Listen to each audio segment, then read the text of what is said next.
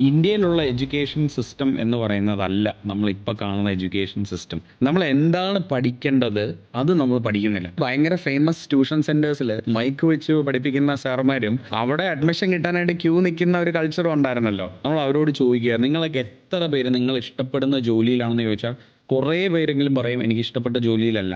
പൂർണ്ണമായിട്ട് യോജിക്കുന്നില്ല. കാര്യം ഇന്ത്യൻ സിസ്റ്റത്തിൽ തന്നെയാണ് ഇപ്പോൾ എക്സ്പീരിയൻഷ്യൽ പറയുമ്പം ഒരു കാര്യം മനസ്സിൽ ഓർമ്മ വെക്കണം, ഒരു സ്കൂള് നടത്തുന്ന ആളോടാണ് ഇന്ത്യൻ എഡ്യൂക്കേഷൻ സിസ്റ്റം ഒരു പരാജയമാണെന്ന് പറയുന്നത്. കോടാനുകോടി ജനങ്ങൾ എൻട്രൻസ് എക്സാം എഴുതാനായിട്ട് വരുമ്പോൾ ഇങ്ങനെ ഒരു പരീക്ഷ നടത്താതെ ഇതിനൊരു വേ ഇല്ല. ഹോം സ്കൂൾ ചെയ്യുന്നവർക്ക് സോഷ്യൽ സ്കിൽസ് ഇല്ല എന്ന് ഒരിക്കലും പറയാൻ പറ്റില്ല. ഒൺലി തിങ് ഈസ് പിള്ളേർ പഠിക്കുന്നത് അവരുടെ എക്സ്പീരിയൻസസിലൂടെ. നമ്മളെല്ലാം ജനിക്കുമ്പോൾ തൊട്ട് പ്രശ്നങ്ങൾ പരിഹരിക്കുന്നവരായിട്ടാണ് ജനിക്കുന്നത്. Unlearn, relearn, continuously learn. ഒരു പ്രോഗ്രസ് റിപ്പോർട്ട് ഉണ്ട്, അതിൽ മാർക്ക് മാത്രമുണ്ട്, അവസാനം നീഡ് ഇംപ്രൂവ്മെന്റ്. അങ്ങനെയല്ല പഠിപ്പിക്കണം. ഇംഗ്ലീഷ് എന്ന് പറയുന്ന ഫോറിൻ ലാംഗ്വേജ്. മലയാളികളുടെ ഏറ്റവും വലിയ ഇംഗ്ലീഷ് സംസാരിക്കാനുള്ള പേടി ഗ്രാമർ കറക്റ്റ് ആണോ എന്നുള്ളതാണ്. പറയാവുന്ന തെറികളും നാണം കെടുത്താവുന്ന രീതികളും, നീ നശിച്ചോ, നീ പൊട്ടനാണോ, നീ ബുദ്ധി ഇല്ലാത്തവനാണോ. ചില പേരൻസിന് ട്യൂഷന് വിട്ടാലേ മതിയാവത്തുള്ളൂ. കുട്ടിക്കുണ്ടാവുന്ന ഡാമേജ് എന്താണെന്നുള്ളത് അവർ റിയലൈസ് ചെയ്യുന്നില്ല. ടെൻഷൻ എന്ന് പറയുന്ന സാധനമായിരുന്നു നമ്മുടെ കാലത്തുണ്ടായിരുന്നത്. ഇപ്പൊ ടെൻഷൻ എന്ന് പറയുന്ന വാക്ക് ഇല്ല. അത് പ്രശ്നമായി. സെക്സ് എഡ്യൂക്കേഷൻ എന്ന് പറയുന്നത് 9ാം ക്ലാസ്സിൽ പഠിക്കേണ്ട സാധനമല്ല. ഇന്ന് പല കുട്ടികളും ഫോണിന് എക്സ്പോസ്ഡ് ആവുന്നത് 8 വയസ്സിലോ 9 വയസ്സിലോ അതിലും താഴെയാണ്. It is penis. നമ്മൾ വീട്ടിൽ ഇതിന് ശുഷു എന്നും പി എന്നും ഒക്കെ പല പേരിട്ടാണ് ഇതിന്. There is nothing called good and bad touch. It is safe and unsafe touch. മൂത്രം ഒഴിച്ചു കഴിയുമ്പം നിങ്ങൾ തട്ടിക്കൊടയണം എന്നൊരു ബോയോട് പറഞ്ഞു കൊടുക്കാൻ ഏറ്റവും സിമ്പിളായിട്ട് ഒരു അച്ഛനാണ് സാധിക്കുന്നത്. ആദ്യമായി പീരിയഡ്സ് ഉണ്ടാകുമ്പോൾ അതൊരു സെലിബ്രേഷൻ ആയി മാറുന്ന കൾച്ചറാണ് ഇന്ത്യക്കുള്ളത്.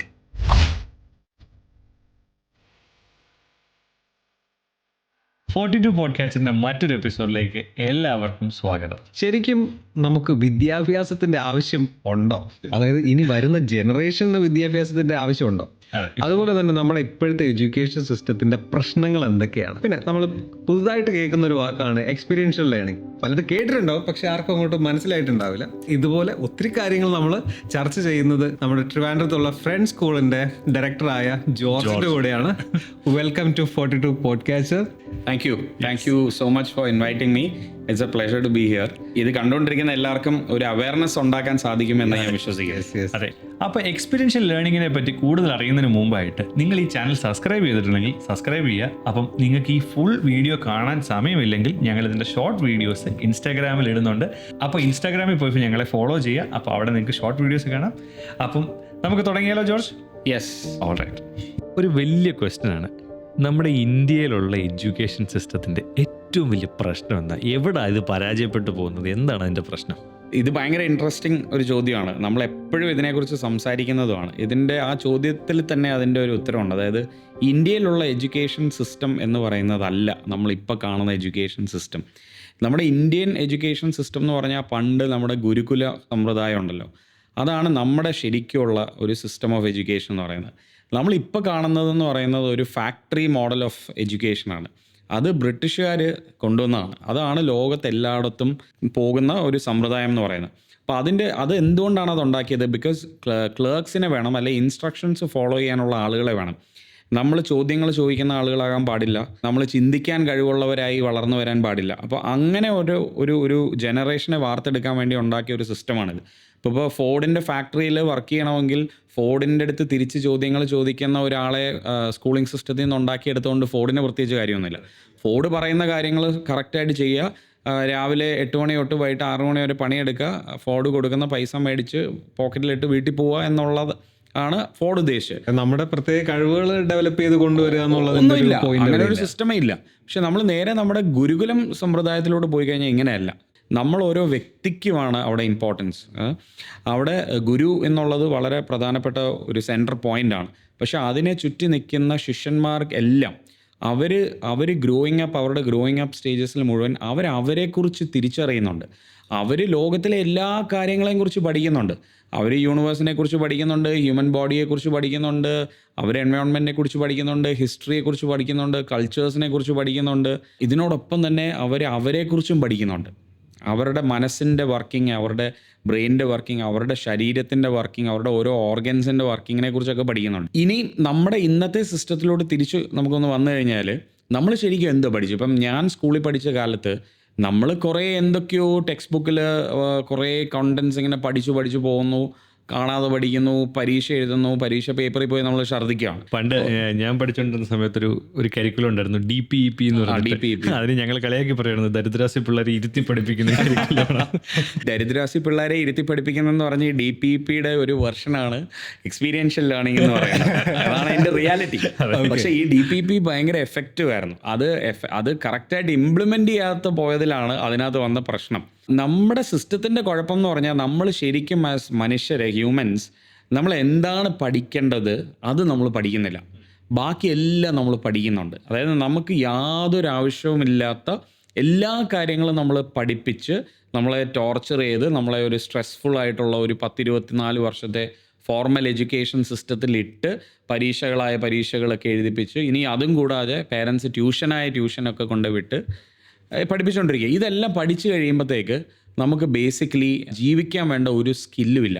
ഇപ്പോൾ കല്യാണം പറ്റി ഒരു സിമ്പിളായിട്ട് മാത്യു, അതായത് 20 വയസ്സ് വരെ ഡിസിഷൻസ് പോലും സ്വന്തമായിട്ട് എടുക്കാനായിട്ട് നമ്മളെ കൊണ്ട് സമ്മതിപ്പിക്കുന്നില്ല പേരൻസ്. സ്കൂളിൽ പോലും ഡിസിഷൻ എടുക്കുന്നില്ല. നമ്മളൊരു ജോലിക്ക് കയറി ഉടനെ നമ്മളെ പിടിച്ച് കല്യാണം കഴിപ്പിക്കുന്നു. കല്യാണം കഴിപ്പിച്ച് കഴിഞ്ഞാൽ ഉടനെ നമ്മളൊരു ഉത്തരവാദിത്വ ബോധമുള്ള പൗരനായി, ഭർത്താവായി മാറണം, ഭാര്യയായി മാറണം. നമ്മൾ ജീവിതത്തിലെ ഡിസിഷൻസ് എടുക്കണം. ഇതുവരെ ഡിസിഷൻ എടുക്കാത്ത ഒരാളാണ് പെട്ടെന്നൊരു സുപ്രഭാതത്തിൽ ഡിസിഷൻ എടുക്കണം. കണക്കുകൂട്ടലുകൾ മാത്രമേ അറിയാവുള്ളൂ, ജീവിതത്തിലെ കണക്കുകൂട്ടലുകൾ പിഴച്ചു. ഈ ഓരോരുത്തർ പറഞ്ഞു തരുന്ന മാത്രം ചെയ്ത് ശീലിച്ച നമ്മൾ പെട്ടെന്ന് ഇൻഡിപെൻഡൻ്റ് ആയിട്ട് ഒരു വീട് എടുത്ത് താമസിക്കുന്നു, അല്ലെങ്കിൽ നമുക്ക് നാളെ ഒരു മെൻ്റൽ പ്രോബ്ലം വരുന്നു, we are feeling stressed out. നമുക്ക് അതിനെ എങ്ങനെ ഓവർകം ചെയ്യണം, നമ്മുടെ ഇമോഷൻസ് എന്താണെന്ന് പലർക്കും തിരിച്ചറിയാൻ പോലും സാധിക്കുന്നില്ല. എന്താണ് സാഡ്നെസ്, അല്ലെ എന്താണ് ഡിപ്രഷൻ, എക്സൈറ്റ്മെൻറ്റ് എന്താണ്, ഹാപ്പിനെസ്, എന്തൊക്കെ തരം ഇമോഷൻസ് ഉണ്ട്, ഇതിനെക്കുറിച്ചൊന്നും നമ്മൾ പഠിച്ചിട്ടില്ല. ഈ ഒരു ഗുരുകുല വിദ്യാഭ്യാസ സിസ്റ്റത്തിൽ നിന്ന്, അതായത് പണ്ട് ഒരു കുറേ വർഷങ്ങൾക്ക് മുന്നേ ആൾക്കാർ പഠിച്ചതെന്ന് ഇതിലോട്ട് വന്നത്. അപ്പം നമ്മുടെ ഈ നേരത്തെ ജോർജ് പറഞ്ഞു, നമ്മുടെ പുറത്തുനിന്നുള്ള ആൾക്കാരുടെ കടന്നുകയറ്റത്തിൽ കൂടെ വന്നതാണ് ഈ കുറേ സാധനങ്ങളൊക്കെ. അപ്പം ഇതിൻ്റെ ഒരു ട്രാൻസ്ഫോർമേഷനിൽ ഉണ്ടായ ചേഞ്ചസ് ആണ് ഇതെന്നാണ് പറയുന്നത് അല്ലേ? ചിലപ്പോൾ ഒരുപക്ഷെ ഈ ഒരു പുതിയ സംഭവങ്ങൾ ഇന്ത്യയിലോട്ട് കൊണ്ടുവന്നപ്പോഴത്തേക്കും ആൾക്കാർക്ക് അതിലെന്തോ വലിയ സാധനം ഉണ്ട് എന്ന് മനസ്സിലാക്കിയത് കൊണ്ടായിരിക്കണം ബാക്കി നമ്മുടെ ഗുരുകുല വിദ്യാഭ്യാസത്തിന് അവർ തള്ളിക്കളഞ്ഞിട്ട് പുതിയൊരു സാധനത്തിനെ കൊണ്ടുവന്നത്. അപ്പോഴും നമ്മൾ മറന്നുപോയ സാധനം എന്ന് പറഞ്ഞു കഴിഞ്ഞാൽ നമ്മളെ പറ്റി പഠിക്കാനും അല്ലെങ്കിൽ പുതിയതായിട്ട് നമ്മളുടെ കഴിവുകൾ വളർത്താനുമാണ് അവിടെ നമ്മൾ മറന്നുപോയത്. നമ്മൾ എന്താണെന്നുള്ളത് തിരിച്ചറിവ് നമുക്ക് പലർക്കും ഇല്ല, അല്ലെ എൻ്റെ കഴിവുകൾ എന്താണ്, അതിനോടൊപ്പം തന്നെ എൻ്റെ പോരായ്മകൾ എന്താണെന്ന് നമ്മൾ അറിഞ്ഞിരിക്കണം. നമ്മുടെ സ്ട്രെങ്തിൽ വർക്ക് ചെയ്യണം എന്ന് പറയുന്ന പോലെ തന്നെയാണ് നമ്മുടെ വീക്ക്നെസ്സസിനെ കുറിച്ചുള്ള അവയർനെസ്സും.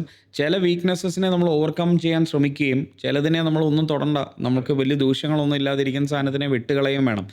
അപ്പം നമ്മുടെ സ്ട്രെങ്ത്തും വീക്ക്നെസ്സും എന്താണെന്ന്, ഞാൻ എന്താണെന്നുള്ള തിരിച്ചറിവാണ് അവിടെ ഏറ്റവും ഇമ്പോർട്ടൻറ്റ്. അപ്പം ഞാൻ എപ്പോഴും വിശ്വസിക്കുന്നത് വിദ്യാഭ്യാസം എന്ന് പറയുന്നത് ടു എ ലാർജ് എക്സ്റ്റെൻറ്റ് സ്വയമുള്ള ഒരു തിരിച്ചറിവാണ്. ഇറ്റ്സ് എ സെൽഫ് ഡിസ്കവറി ആയി മാറണം. ഒരു ജോലി കിട്ടാൻ വേണ്ടിയാണ് ഇന്ന് വിദ്യാഭ്യാസം കൊണ്ട് നമ്മൾ ഉദ്ദേശിക്കുന്നത്. എൻഡ് ഗോൾ എന്ന് പറയുന്നത് ജോലിയാണ്. പക്ഷേ ശരിക്കും വിദ്യാഭ്യാസത്തിൻ്റെ എൻഡ് ഗോൾ എന്ന് പറയുന്നത് ജോലിയല്ല, അല്ലേ? അവിടെയാണ് ഈ മിസ്മാച്ച് സംഭവിച്ചിരിക്കുന്നത്. ഇപ്പം നമ്മൾ ഇന്നത്തെ സിസ്റ്റം എടുത്തു കഴിഞ്ഞാൽ, അല്ലെ കഴിഞ്ഞ 200 വർഷമായിട്ട് ഫോളോ ചെയ്യുന്ന ഒരു സിസ്റ്റം എടുത്തു കഴിഞ്ഞാൽ, നമ്മുടെ ഇന്നത്തെ സ്കൂളുകളിൽ ഒരു ക്ലാസ്സിൽ 45 കുട്ടികൾ 50 കുട്ടികൾ കാണും. ഇവർക്ക് രാവിലെ 9 മണി തൊട്ട് 4 മണി വരെ സ്കൂളിൽ ഇത് ഇങ്ങനെ, എൻ്റെ ചുറ്റിൽ ഒരു 5 പേരെ അങ്ങോട്ട് ഇരുത്തി കഴിഞ്ഞ് ഇങ്ങനെ ഇരുന്ന് പഠിക്കണം. നമുക്ക് അനങ്ങാൻ പാടില്ല, നമുക്ക് PT പീരീഡ് ഇല്ല. ഒരു കുട്ടിക്ക് ഏറ്റവും കൂടുതൽ വേണ്ടത് കായികമായിട്ടുള്ള അഭ്യാസങ്ങളും ഫിസിക്കൽ ആക്ടിവിറ്റീസ് ആണ്. അതൊന്നും പഠിക്കുമ്പോൾ ക്ലാസ് ഡിവിഷൻസ് Z വരെ ഉണ്ടായിരുന്നു. അല്ല, ഇപ്പൊ പല സ്കൂളിലും മറ്റേ വണ്ടിക്ക് നമ്പർ ഇടുന്ന പോലെ ABC എന്നൊക്കെ പറഞ്ഞ ഡിവിഷൻസ് ഒക്കെ വരുന്നത്. ഞാൻ പണ്ട് ട്യൂഷന് പോകുന്ന ഒരു സ്ഥലം ഉണ്ടായിരുന്നു. എന്റെ സ്കൂളിൽ ഇരുന്ന 10-40 പേരെ ഉള്ളായിരുന്നു. പക്ഷെ ഞാൻ ട്യൂഷന് പോകുമായിരുന്നു, ഒരു മാത്സിന്റെ ട്യൂഷൻ. ആ ഒരു ട്യൂഷൻ സെന്ററിൽ ക്ലാസ്സിൽ ഓൾമോസ്റ്റ് 120 പേരെ ഒറ്റ ക്ലാസ്സിൽ ഇരിക്കുന്നു. അങ്ങനെ ട്യൂഷന് പോകുന്നത് ഭയങ്കര ഫേമസ് ട്യൂഷൻ സെന്റേഴ്സിൽ മൈക്ക് വെച്ച് പഠിപ്പിക്കുന്ന സാറുമാരും അവിടെ അഡ്മിഷൻ കിട്ടാനായിട്ട് ക്യൂ നിൽക്കുന്ന ഒരു കൾച്ചറും ഉണ്ടായിരുന്നല്ലോ. അല്ല, അവിടെ വേറെ കാര്യമില്ല. കാര്യം എല്ലാവർക്കും പറഞ്ഞു കൊടുക്കുന്ന ഒരേ കാര്യങ്ങൾ മാത്രമാണ്. അവിടുന്ന് അവരുടെ സൈഡിൽ നിന്നുള്ളൊരു പുതിയൊരു സാധനം ഇതിനകത്ത് വരുന്നില്ല. എൻ്റെ തോട്ട് ഇത്രേ ഉള്ളൂ. നമ്മൾ വിദ്യാഭ്യാസം ചെയ്യുമ്പോൾ നമ്മൾ അതിൽ നിന്ന് അച്ചീവ് ചെയ്യാൻ ശ്രമിക്കേണ്ടത് സ്വയം ഒരു തിരിച്ചറിവ് ഉണ്ടായിട്ടുണ്ടോ എന്നുള്ളതാണ്. ചിലപ്പോൾ നമ്മൾ എഞ്ചിനീയറായി, ഡോക്ടറായി, എല്ലാം കഴിഞ്ഞു, കുറേ പൈസ ഉണ്ടാക്കി, വലിയ വീട് വെച്ചു, നമ്മൾ വലിയ കാറൊക്കെ മേടിച്ചു. പക്ഷെ ഞാൻ എന്താണെന്നുള്ളൊരു തിരിച്ചറിവ് എൻ്റെ 40-ാം വയസ്സിൽ അല്ലെ 50-ാം വയസ്സിൽ എനിക്ക് ഉണ്ടാവുന്നില്ലെങ്കിൽ നമ്മൾ എന്തിനാണ് ഇത്രയും നാൾ പഠിച്ചത്, അല്ലെ എന്തിനാണ് ഇത്രയും നാൾ ജീവിച്ചത് എന്നുള്ളതാണ്. ഇതുകൊണ്ട് തന്നെയാണ് നമ്മുടെ ഈ സിസ്റ്റം പലപ്പോഴും ഒരു ഫെയിലിയർ ആവുന്നത്. ഇത് ഞാൻ ഫെയിലിയർ എന്ന് പറയുമ്പോൾ ഭയങ്കര ഒരു കോൺട്രവേഴ്സി ആയിട്ട് മാറുന്ന ഒരു സാധനമാണ്. കാര്യം എന്താന്ന് പറഞ്ഞാൽ എല്ലാവരും പറയുന്നത് ഇതൊരു ഫെയിലിയർ അല്ല. കാര്യം ഇത്ര ലക്ഷക്കണക്കിന് കോടിക്കണക്കിന് ജനങ്ങൾക്ക് ജോലി കിട്ടിയതും ഒക്കെ ഈ ഒരു സിസ്റ്റത്തിൽ കൂടെയാണ്. അതൊന്നും ഞാൻ അല്ല എന്ന് പറയുന്നില്ല, അതൊക്കെ ശരിയാണ്. പക്ഷേ ആ സിസ്റ്റത്തിൻ്റെ അഡ്വാൻറ്റേജസ് ഉണ്ട്, അതില്ല എന്ന് നമ്മൾ ഒരിക്കലും പറയുന്നില്ല. പക്ഷേ ആ സിസ്റ്റത്തിന് കൂടുതലും ഡിസഡ്വാൻറ്റേജസ് ആണ്. ആ ഡിസഡ്വാൻറ്റേജസ് കൊണ്ടാണ് നമ്മുടെ ചുറ്റിലുമുള്ള പലർക്കും ജോലിയില്ലാത്തതും, അല്ലെ വളരെ തുച്ഛമായ ശമ്പളത്തിൽ ചെറുപ്പക്കാരിന്ന് വർക്ക് ചെയ്യുകയും മടുത്ത് വെറുത്ത് രാവിലെ എഴുന്നേറ്റ് ജോലിക്ക് അവന്റെ ശരിക്കുള്ള പൊട്ടൻഷ്യൽ അവൻ ഒരിക്കലും കണ്ടുപിടിക്കുന്നില്ല.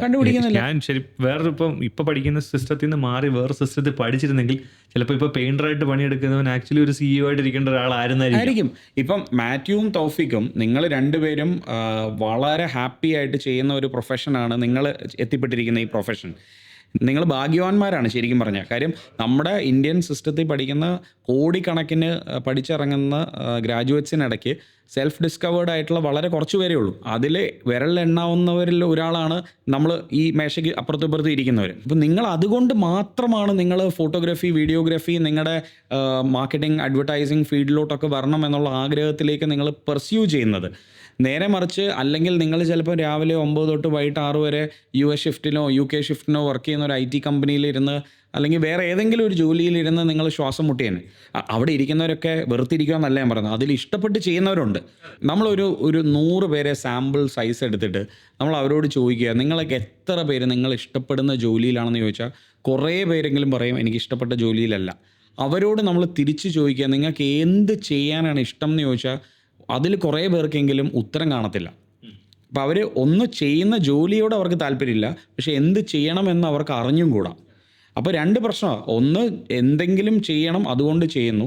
2, സ്വയം ഒരു തിരിച്ചറിവ് ഉണ്ടായിട്ടില്ല. ഇങ്ങനെയുള്ളവർ എന്നും അതിൽ തന്നെ ഇങ്ങനെ പോയി അങ്ങ് ജീവിച്ച് പോകും. മുമ്പേ നമ്മൾ പറഞ്ഞു ഇന്ത്യൻ എഡ്യൂക്കേഷൻ സിസ്റ്റം ഒരു പരാജയമാണെന്ന് പറയുന്ന സമയത്ത് തന്നെ, പക്ഷെ ഞാൻ അത് പൂർണ്ണമായിട്ട് യോജിക്കുന്നില്ല. കാര്യം ഇന്ത്യൻ സിസ്റ്റത്തിൽ തന്നെയാണ് ഇപ്പോൾ എക്സ്പീരിയൻഷ്യൽ ലേണിംഗ് പറയുമ്പം ഒരു കാര്യം മനസ്സിൽ ഓർമ്മ വെക്കണം, ഒരു സ്കൂള് നടത്തുന്ന ആളോടാണ് ഇന്ത്യൻ എഡ്യൂക്കേഷൻ സിസ്റ്റം ഒരു പരാജയമാണെന്ന് പറയുന്നത്. പക്ഷെ ഞാൻ അതിനോട് 90% ഞാൻ എഗ്രി ചെയ്യുന്ന ഒരു സ്റ്റേറ്റ്മെന്റ് ആണ്.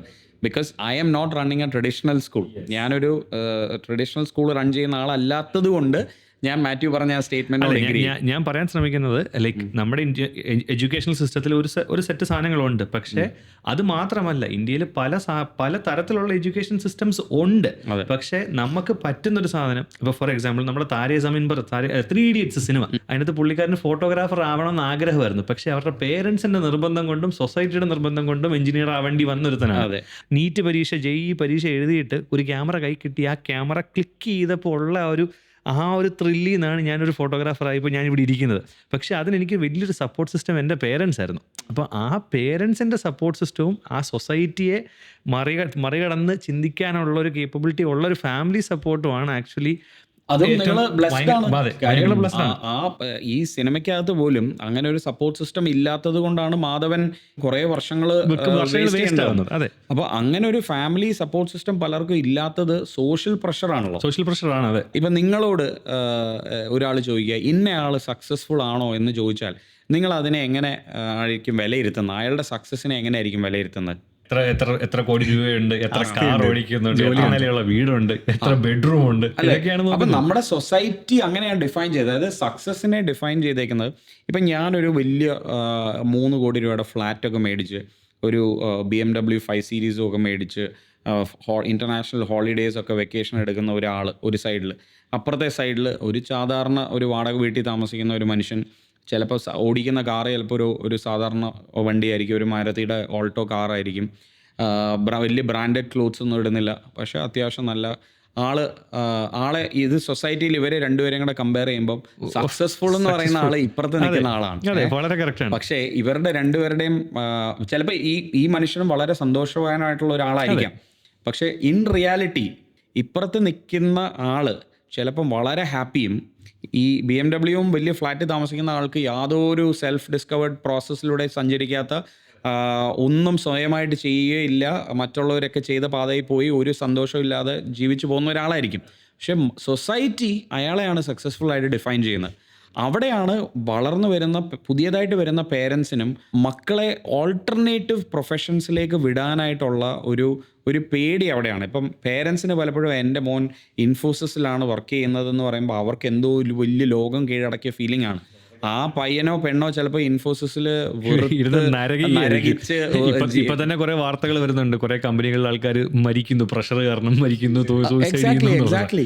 അത് മാത്രമല്ല, ഒത്തിരി ചെറുപ്പക്കാർ ഹാർട്ട് അറ്റാക്ക് വന്ന് മരിക്കുന്നുണ്ട്. ഇപ്പോൾ ബേസിൽ ജോസഫിൻ്റെ കാര്യം എടുത്താൽ, ഇപ്പം ബേസിൽ നിങ്ങളുടെ ഫീൽഡിലുള്ള ഒരാളാണല്ലോ, എനിക്ക് വളരെ ഇഷ്ടപ്പെട്ട ഒരാളുമാണ്. അപ്പോൾ ബേസിൽ ഇൻഫോസിസിൽ ജോലി ചെയ്തിരുന്ന ഒരാളാണ്. ഈ മാത്യു കടന്നുപോയ അതേ ജേണിയിലൂടെ ഒരു തിരിച്ചറിവ് ഉണ്ടാകുകയും ആ തിരിച്ചറിവിൽ ഉണ്ടായതിനെ ബേസ് ചെയ്തൊരു ആക്ഷൻ എടുത്ത് സിനിമയിലേക്ക് വന്ന ഒരാളാണ്. ഷോർട്ട് ഫിലിംസിലൂടെ വന്ന് സിനിമ എത്തി വലിയ നടനും ഡയറക്ടറുമായി നിൽക്കുന്ന ഒരാളാണ്. ബേസിൽ ഇന്ന് മലയാളം ഇൻഡസ്ട്രിക്ക് തരുന്ന നല്ല എൻ്റർടൈൻമെൻറ്റിലൂടെ പുള്ളിക്കാരൻ ഒത്തിരി സന്തോഷം കണ്ടെത്തുന്നുണ്ടെന്നുള്ളതാണ് എൻ്റെ ഒരു അണ്ടർസ്റ്റാൻഡിങ്. നേരെ മറിച്ച് പുള്ളി ഇൻഫോസിസിലായിരുന്നെങ്കിൽ പുള്ളിയുടെ പേരൻസിന് ഇന്നും വളരെ പ്രൗഡായിട്ട് ഇപ്പോഴും പറഞ്ഞതിന് എൻ്റെ മോൻ ഇൻഫോസിസിലാണെന്ന്. പക്ഷെ ബേസിൽ അവിടെ കരയുമായിരുന്നായിരിക്കും. Society will define him as success. ഞാൻ നേരത്തെ പറഞ്ഞ കാര്യം തന്നെയാണ്. അതായത് നമ്മുടെ സിസ്റ്റം നമ്മളെ സെൽഫ് ഡിസ്കവറിക്ക് എയ്ഡ് ചെയ്യുന്നില്ല. ആ തിരിച്ചറിവില്ലാത്തത് കൊണ്ട് തന്നെ നമ്മൾ എവിടെ എത്തിച്ചേരണം എന്ന് നമുക്ക് ആഗ്രഹിക്കാനുള്ള ഒരു തിരിച്ചറിവില്ല. പലരും സെറ്റ് ചെയ്യുന്ന ഒരു പാതയിലേക്കാണ് നമ്മൾ പോകുന്നത്. ആ പാതയിൽ നമുക്ക് ഹാപ്പിനെസ് ഇല്ല. ഇതിൻ്റെ റിഫ്ലക്ഷൻ നമ്മുടെ ജീവിതത്തിൽ എല്ലായിടത്തും നമ്മൾ കല്യാണം കഴിക്കുമ്പോഴുണ്ട്, ആസ് എ പാർട്ട്ണർ ഉണ്ടാവുന്നു, ആസ് എ പേരൻ്റ് ഉണ്ടാവുന്നു, ആസ് എ കൊളീഗ് ഉണ്ടാവുന്നു, ആസ് എ ഫ്രണ്ട് ഉണ്ടാവുന്നു. നമ്മുടെ ലൈഫിൽ പല റോൾസിലും നമുക്ക് ഇതേ പ്രശ്നങ്ങൾ ഉണ്ടാവുന്നുണ്ട്. കാര്യം എന്താണെന്ന് പറഞ്ഞാൽ നമുക്ക് ഇതിനൊന്നും ലൈഫിലെ 80% ജീവിതം എങ്ങനെ ജീവിക്കണം എന്നുള്ളതിന് വേണ്ടിയുള്ള ഒരു ട്രെയിനിങ്ങും നമുക്ക് വിദ്യാഭ്യാസത്തിൽ നിന്ന് കിട്ടിയിട്ടില്ല. സത്യത്തിൽ എഡ്യൂക്കേഷൻ എന്ന് പറയുന്നത് ശരിക്കും ഇമ്പോർട്ടൻ്റ് ആണോ ഇനി ഒരു വരാൻ പോകുന്ന തലമുറയ്ക്കോ അല്ലെങ്കിൽ ഇപ്പോൾ പൊക്കോണ്ടിരിക്കുന്ന ഒരു തലമുറയ്ക്ക്? ഇപ്പോൾ അതിന് പല വശങ്ങളുണ്ട്. ഏറ്റവും സിമ്പിളായിട്ട് പറഞ്ഞാൽ എഡ്യൂക്കേഷൻ വേണം. Education is important. Okay, education എന്ന് പറയുന്നത് നമുക്ക് സ്കൂളിൽ പോയാൽ മാത്രം കിട്ടുന്ന സാധനമല്ല, അല്ലെ കോളേജിൽ പോയാൽ മാത്രം കിട്ടുന്ന സാധനമല്ല. നമ്മളിങ്ങനെ ഇരുന്ന് വർത്തമാനം പറയുമ്പോൾ നമ്മൾ അങ്ങോട്ടും ഇങ്ങോട്ടും എഡ്യൂക്കേറ്റ് ചെയ്തുകൊണ്ടിരിക്കുക. നിങ്ങൾക്കറിയാവുന്ന കാര്യങ്ങൾ നിങ്ങൾ എന്നെയും, എനിക്കറിയാവുന്ന കാര്യങ്ങൾ ഞാൻ നിങ്ങളെയും എഡ്യൂക്കേറ്റ് ചെയ്യുന്നു. പക്ഷേ അതിൽ ശരിയും തെറ്റുകളും ഉണ്ട്. ഇപ്പം ഞാൻ പറയുന്ന എല്ലാം ശരിയാണെന്ന് എനിക്ക് അവകാശപ്പെടാൻ പറ്റത്തില്ല. നിങ്ങളതിനെക്കുറിച്ച് റിസർച്ച് ചെയ്യാം, നിങ്ങൾക്ക് പല ടൂൾസ് ഉണ്ട്. അപ്പോൾ എഡ്യൂക്കേഷൻ ഈസ് ഇമ്പോർട്ടൻറ്റ്. എഡ്യൂക്കേഷൻ ഇല്ലാതെ നമുക്ക് ഒരിക്കലും ഗ്രോ ചെയ്യാൻ പറ്റത്തില്ല. അപ്പോൾ that is part of our നമ്മുടെ ഇൻ്റലക്ച്വൽ ഡെവലപ്മെൻറ്റിൻ്റെയും ഇമോഷണൽ ഡെവലപ്മെൻറ്റിൻ്റെയും ഒക്കെ ഒരു ഫൗണ്ടേഷൻ തന്നെയാണ്. ഫോർമൽ എഡ്യൂക്കേഷൻ നമുക്ക് ഇമ്പോർട്ടൻ്റ് ആണോ എന്ന് ചോദിച്ചാൽ വീണ്ടും ഒരു കോൺട്രവേഴ്സി, ബിക്കോസ് ഞാൻ ഈ ഫീൽഡിലുള്ള ആളായതുകൊണ്ട് ഉണ്ടാക്കാൻ സാധ്യതയുള്ള ഒരു സാധനമാണ്. To a large extent formal education ഉണ്ടാകണമെന്ന് നിർബന്ധമില്ല. Again it depends. അത് ഓരോ പ്രൊഫഷൻ ഡിപ്പെൻഡ് ചെയ്തിരിക്കും. ഇപ്പോൾ മെഡിസിന് പോകേണ്ട ഒരു ഡോക്ടർ ആകേണ്ട ആൾക്ക് ഒബ്വിയസ്ലി ഫോർമൽ എഡ്യൂക്കേഷൻ വേണം. അതെ, അല്ലാതെ നമുക്ക് യൂട്യൂബ് നോക്കി പഠിച്ചിട്ട് അല്ലെങ്കിൽ ബുക്ക് വായിച്ച് പഠിച്ചിട്ട് നേരെ പോയി നാളെ ഒരു സർജറി ചെയ്യാൻ പറ്റത്തില്ല. ഈവൻ പൈലറ്റ് ഇപ്പം നമുക്ക് കയറത്തില്ല. അങ്ങനെയുള്ള പ്രൊഫഷൻസിന് ഡെഫിനറ്റ്ലി ഫോർമൽ എഡ്യൂക്കേഷൻ വേണം. പക്ഷേ എൻ്റെ ഒരു തോട്ട് അടുത്ത ഒരു 10-12 വർഷം, അടുത്ത ഒരു ഡെക്കേഡ് എന്ന് പറയുന്ന ഒരു സമയം കൊണ്ട് ഇപ്പോൾ നമ്മൾ കാണുന്ന ഈ പറഞ്ഞ പല ഫീൽഡിലെ ഫോർമൽ എഡ്യൂക്കേഷൻ സിസ്റ്റംസും ആ കോഴ്സിൻ്റെ ഡ്യൂറേഷനും അതിൻ്റെ സിലബസും അതിൻ്റെ കരിക്കുലവും അത് ഡെലിവർ ചെയ്യുന്ന പെഡഗോഗിയും ഒക്കെ മാറാനുള്ള ഒരു സാധ്യത വളരെ ഹൈ ആണ്. അപ്പോൾ ഈ പറഞ്ഞ പോലെ ഡോക്ടേഴ്സ് പഠിക്കുന്ന രീതി, അവർ ഡോക്ടറാകാൻ വേണ്ടി എഴുതുന്ന എൻട്രൻസ് എക്സാമിനേഷൻസിൻ്റെ പാറ്റേൺസ്, ഇതൊക്കെ മാറും. അപ്പം ഫോർമൽ എഡ്യൂക്കേഷൻ ചില പ്രൊഫഷൻസിൽ എങ്ങനെയായിരിക്കാം? ഇപ്പം നീറ്റ് എക്സാം പാസ്സാകുന്നവരാണ് മെഡിസിന് നമ്മൾ അഡ്മിഷൻ കൊടുത്ത് അവർ മെഡിസിൻ പഠിക്കുന്നത്. അത് ഒരു സിംഗിൾ ക്രൈറ്റീരിയ ആയിട്ട് നമുക്ക് ഒരിക്കലും പറയാൻ പറ്റത്തില്ല. ഓക്കെ, അതൊരു ടൈം ലിമിറ്റിൽ കുറേ കാര്യങ്ങൾ പഠിച്ച് ഫാസ്റ്റായിട്ട് പ്രോബ്ലം സോൾവിങ്, ക്രിട്ടിക്കൽ തിങ്കിങ് പോലെയുള്ള കേപ്പബിലിറ്റീസ് ഉപയോഗിച്ച് നമ്മൾ പഠിച്ച കാര്യങ്ങളിൽ നിന്ന് ആ ടൈമിൽ അപ്ലൈ ചെയ്ത് ക്രാക്ക് ചെയ്യുന്ന ഒരു എക്സാമാണ്. ആ ഡോക്ടർ ആകാനായിട്ട് ആ സ്കില്ല് മാത്രം പോരാ. അതെ അല്ലേ, ഡോക്ടർ ആകാനായിട്ട് ഒരു കൈൻഡ്നെസ് ആണ് ഫസ്റ്റ് വേണ്ട ഒരു ക്വാളിറ്റി, എംപത്തി. അപ്പോൾ ഇതൊക്കെ കഴിഞ്ഞിട്ടാണ് നമ്മൾ ഐക്യവും ബാക്കിയുള്ള കാര്യങ്ങളും ചെക്ക് ചെയ്യേണ്ടത്. ഇത് ഇന്ത്യ പോലൊരു രാജ്യത്ത് കോടാനുകോടി ജനങ്ങൾ എൻട്രൻസ് എക്സാം എഴുതാനായിട്ട് വരുമ്പോൾ ഇങ്ങനൊരു പരീക്ഷ നടത്താതെ ഇതിനൊരു വേറൊരു വേ ഇല്ല. സീറ്റ്സ് ലിമിറ്റഡ് ആണ്, അലോട്ട് ചെയ്യാനൊരു വഴിയില്ല. അപ്പോൾ അവർ തന്നെ എഗ്രി ചെയ്യുന്നുണ്ട് this is not the best way to select എന്നുള്ളത് അവർക്കറിയാം. പക്ഷെ വേറെ സൊല്യൂഷൻ solution ഇല്ല. സ്റ്റിക്ക് ചെയ്ത് പോകുന്നു. പക്ഷേ ഇപ്പോൾ നമുക്ക് ടെക്നോളജിക്കൽ ഡെവലപ്മെൻറ്റ്സ് ഒക്കെ വരുന്നത് കൊണ്ട് ഈ സിസ്റ്റം, ഈ എൻട്രൻസ് എക്സാമിനേഷൻ കുറേയൊക്കെ മാറും, ആപ്ലിക്കേഷൻ ഓറിയൻറ്റഡ് ആവും, ചർച്ചകൾ ബേസ് ചെയ്താവും. ഇപ്പോൾ സിമ്പിളായിട്ട് പറഞ്ഞാൽ പണ്ടൊക്കെ ഒരു കമ്പനിയിൽ ഒരു ജോലി കിട്ടുമ്പോൾ പലപ്പോഴും ഒരു കോളേജിൽ പോയി ഒരു എൻട്രൻസ് ടെസ്റ്റ് നടത്തുന്നു, ഒരു 1000 പിള്ളേരിൽ നിന്ന് 100 പേരെ എടുക്കും, 100 പേരിൽ നിന്ന് ഗ്രൂപ്പ് ഡിസ്കഷൻ നടത്തി 10 പേരെ എടുത്ത് 10 പേരെ ഇൻ്റർവ്യൂ ചെയ്ത് 3 പേരെ എടുക്കും. അപ്പോൾ 1000 പേരിൽ നിന്ന് 3 പേരെയോ 5 പേരെയോ ആയിരിക്കും എടുക്കുന്നത്. ഇന്ന് കുറേയും കൂടെ കമ്പനീസ് മാറി ചിന്തിക്കുന്നു. ഇപ്പോൾ അവർ ലോങ് ടേം പ്രോജക്ട്സ് കൊടുക്കുന്നു, 6 മാസത്തെ ഇൻറ്റേൺഷിപ്പ് കൊടുക്കുന്നു, ഇൻറ്റേൺഷിപ്സിൽ നിന്ന് ഹയർ ചെയ്യുന്നു, അല്ലെ പ്രോജക്റ്റ് കൊടുത്തിട്ട് ആ പ്രോജക്റ്റിൻ്റെ പ്രസൻറ്റേഷനും പ്രോജക്റ്റിൻ്റെ എക്സിക്യൂഷനും ബേസ് ചെയ്ത് ഹയർ ചെയ്യുന്നു. ഈവൻ നമ്മുടെ കമ്പനിയിൽ ഇപ്പോൾ ആ ഒരു സിസ്റ്റം ഞങ്ങൾ ഫോളോ ചെയ്യുന്നത്. ഞങ്ങളിപ്പോൾ CV സംഭവങ്ങളും നോക്കാറില്ല, ബേസിക് അതിൻ്റെ പേരും സാധനങ്ങളും നോക്കിയിട്ട് അവനൊരു പ്രോജക്റ്റ് കൊടുക്കും. പ്രോജക്റ്റ് എക്സിക്യൂട്ട് ചെയ്യുന്ന അവൻ്റെ ആ സ്കില്ലും സാധനങ്ങളും നോക്കിയിട്ടാണ് നമ്മൾ അവനെ ഹയർ ചെയ്യുന്നത്. അതാണ് വേണ്ടത്. അപ്പം നിങ്ങൾ ചെയ്യുന്നത് നിങ്ങളുടെ പോലെയുള്ള കമ്പനീസിലും വലിയ കോർപ്പറേറ്റ്സിലും ഒക്കെ ആ സിസ്റ്റത്തിലോട് മാറിക്കൊണ്ടിരിക്കുക. ഇപ്പോൾ നമ്മളിപ്പം പത്രത്തിലൊക്കെ വായിച്ചിട്ടുണ്ടായിരിക്കും, 5 വയസ്സുള്ള കുട്ടി ആപ്പ് ഡെവലപ്പ് ചെയ്യുന്നു, ഗൂഗിൾ ഹയർ ചെയ്യുന്നു. ആ 5 വയസ്സുള്ള കുട്ടി കിൻഡർ ഗാർഡൻ പോലും പോയിട്ടുണ്ടായിരിക്കത്തില്ല, ഗൂഗിൾ ഹയർ ചെയ്തു, ലക്ഷങ്ങൾ ശമ്പളം കൊടുക്കുന്നു. അല്ലെങ്കിൽ ഗൂഗിൾ ഹയർ ചെയ്യുന്നു എന്ന് പറയുമ്പോൾ അവനെ പെർമനൻറ്റ് സ്റ്റാഫായിട്ട് എടുക്കുന്നു എന്നുള്ളതല്ല, അവൻ്റെ ടാലൻറ്റ് കണ്ടെത്തി അവനെ ഗ്രൂം ചെയ്തെടുക്കാനായിട്ട് അവരുടെ ഒരു സിസ്റ്റത്തിൽ അവനെ ഇട്ട് ഗ്രൂം ചെയ്ത് സ്കില്ല് ഡെവലപ്പ് ചെയ്ത് ട്രെയിൻ ചെയ്യുന്നു എന്നുള്ളതാണ്. ഇന്നത്തെ ഒരു കാലഘട്ടത്തിൽ actually more than educated people, companies and like people are looking for skilled people. Absolutely. ചില കാര്യങ്ങൾ സ്കിൽഡ് ജോബ്സ് ഉണ്ടല്ലോ. ഇപ്പം ഈ പറഞ്ഞ പോലെ ഇപ്പം നിങ്ങളുടെ profession, okay, it's A skilled profession.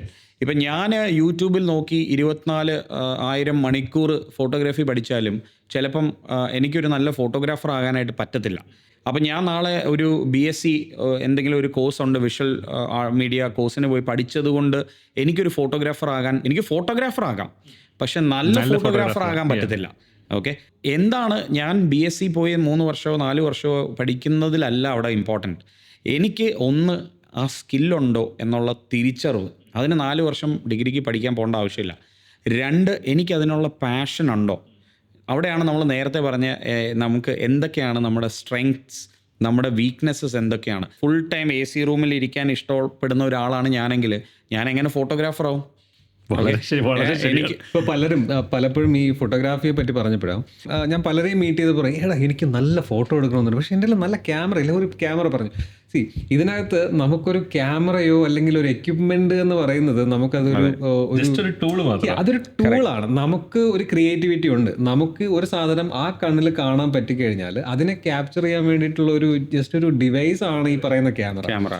അതിന്റെ ഓപ്പറേഷൻസോ അതിൽ വരുന്ന സെറ്റിങ്സോ ഇതിനെ മാറ്റർ ചെയ്യുന്ന കാര്യമേ അല്ല. എന്നോട് പറയാം, എനിക്ക് ഫോട്ടോഗ്രാഫി പഠിക്കാൻ വേണ്ടിയിട്ട് ഞാൻ പുതിയ ഫോൺ വാങ്ങിച്ചു, 1.5 ലക്ഷം രൂപയുടെ ഫോൺ വാങ്ങിച്ചു. ഇപ്പോൾ സാംസങ്ങിന്റെ S22.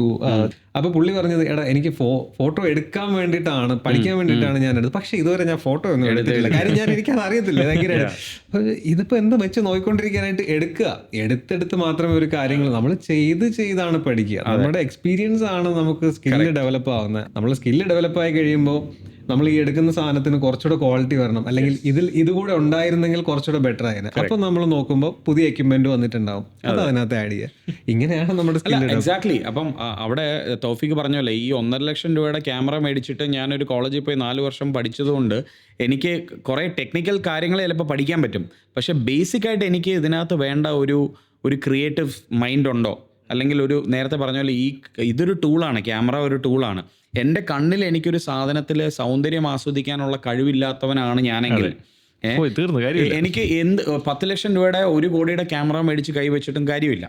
അപ്പം ഞാൻ ഈ പറഞ്ഞ കഴിവുള്ളവനാണെന്നുള്ള തിരിച്ചറിവും, ആ തിരിച്ചറിവിലൂടെ ഞാൻ ചെറിയ സാധനങ്ങൾ ഇപ്പോൾ ക്യാമറയൊക്കെ വെച്ച് എടുത്ത് അതിനെ കുറച്ചുകൂടെ ഫൈൻ ട്യൂൺ ചെയ്യാനും ടെക്നിക്കലി ബെറ്റർ ആക്കാനും എനിക്ക് അതിനെ മാത്രം ഫോക്കസ് ചെയ്തുള്ള ഒരു കോഴ്സിന് പോയി ഞാൻ ചേർന്ന് അത് പഠിച്ച് എൻ്റെ ആ കരിയറിനെ ഒന്ന് എൻഹാൻസ് ചെയ്യാനായിട്ട്, എൻ്റെ സ്കില്ല് ഡെവലപ്പ് ചെയ്യാനായിട്ട് പോകുന്നത് ഈസ് വാട്ട് ഐഡിയലി നടക്കേണ്ട കാര്യം. ഓക്കെ, അതല്ലാതെ ഞാൻ വിഷ്വൽ ആർട്സ് പഠിച്ച് വിഷ്വൽ മീഡിയ പഠിച്ച് 4 വർഷം കഴിഞ്ഞ് പിന്നെ ഞാൻ വേറെ MBA പോയി 2 വർഷം അതിനകത്ത് മാർക്കറ്റിംഗ് പഠിച്ചു കഴിഞ്ഞ് ഞാൻ തീരുമാനിക്കുകയാണ്, ഇത്രയും വർഷം കഴിഞ്ഞ് എനിക്ക് 26 വയസ്സായപ്പോഴാണ് ഞാൻ തീരുമാനിക്കുന്നത് എനിക്ക് ഫോട്ടോഗ്രാഫി പഠിക്കണം.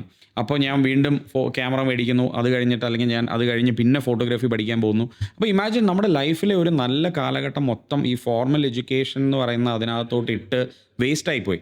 ഇപ്പോൾ എൻ്റെ കാഴ്ചപ്പാട്, ഇപ്പം നമ്മൾ ട്രിവാൻഡ്രത്ത് തന്നെ ഹോം സ്കൂൾ ചെയ്യുന്ന ഒരു വലിയ കമ്മ്യൂണിറ്റി ഉണ്ട്. ഓക്കെ.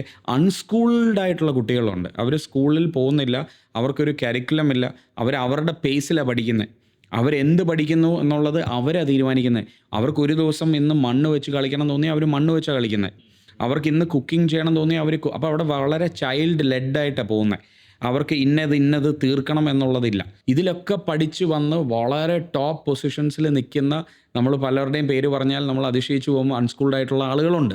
ഈ അടുത്ത് എൻ്റെ അടുത്ത് ഒരു സ്കൂളിൽ ഒരു പേരൻ്റ് അഡ്മിഷൻ എടുക്കാൻ വന്നപ്പം ഇങ്ങനെ ഒരു കോൺവെർസേഷനിൽ അൺസ്കൂളിങ്ങിനെ കുറിച്ച് പറഞ്ഞു. പുള്ളി എന്നോട് ചോദിച്ചു, അൺസ്കൂളിംഗ് എന്ന് പറയുന്നത് വലിയ പൊളിറ്റീഷ്യൻസിൻ്റെ മക്കൾക്ക് സ്കൂളിൽ പോകാൻ പറ്റാത്തത് കൊണ്ട് ചെയ്യുന്നതല്ലേ എന്ന് ചോദിച്ചു. അങ്ങനെയല്ല, നമ്മുടെ സാധാരണക്കാരായിട്ടുള്ളവർ വരെ അൺസ്കൂൾ ചെയ്യുന്നുണ്ട്. അവിടെ ഒരു പ്രിവിലേജാണ് കാര്യം.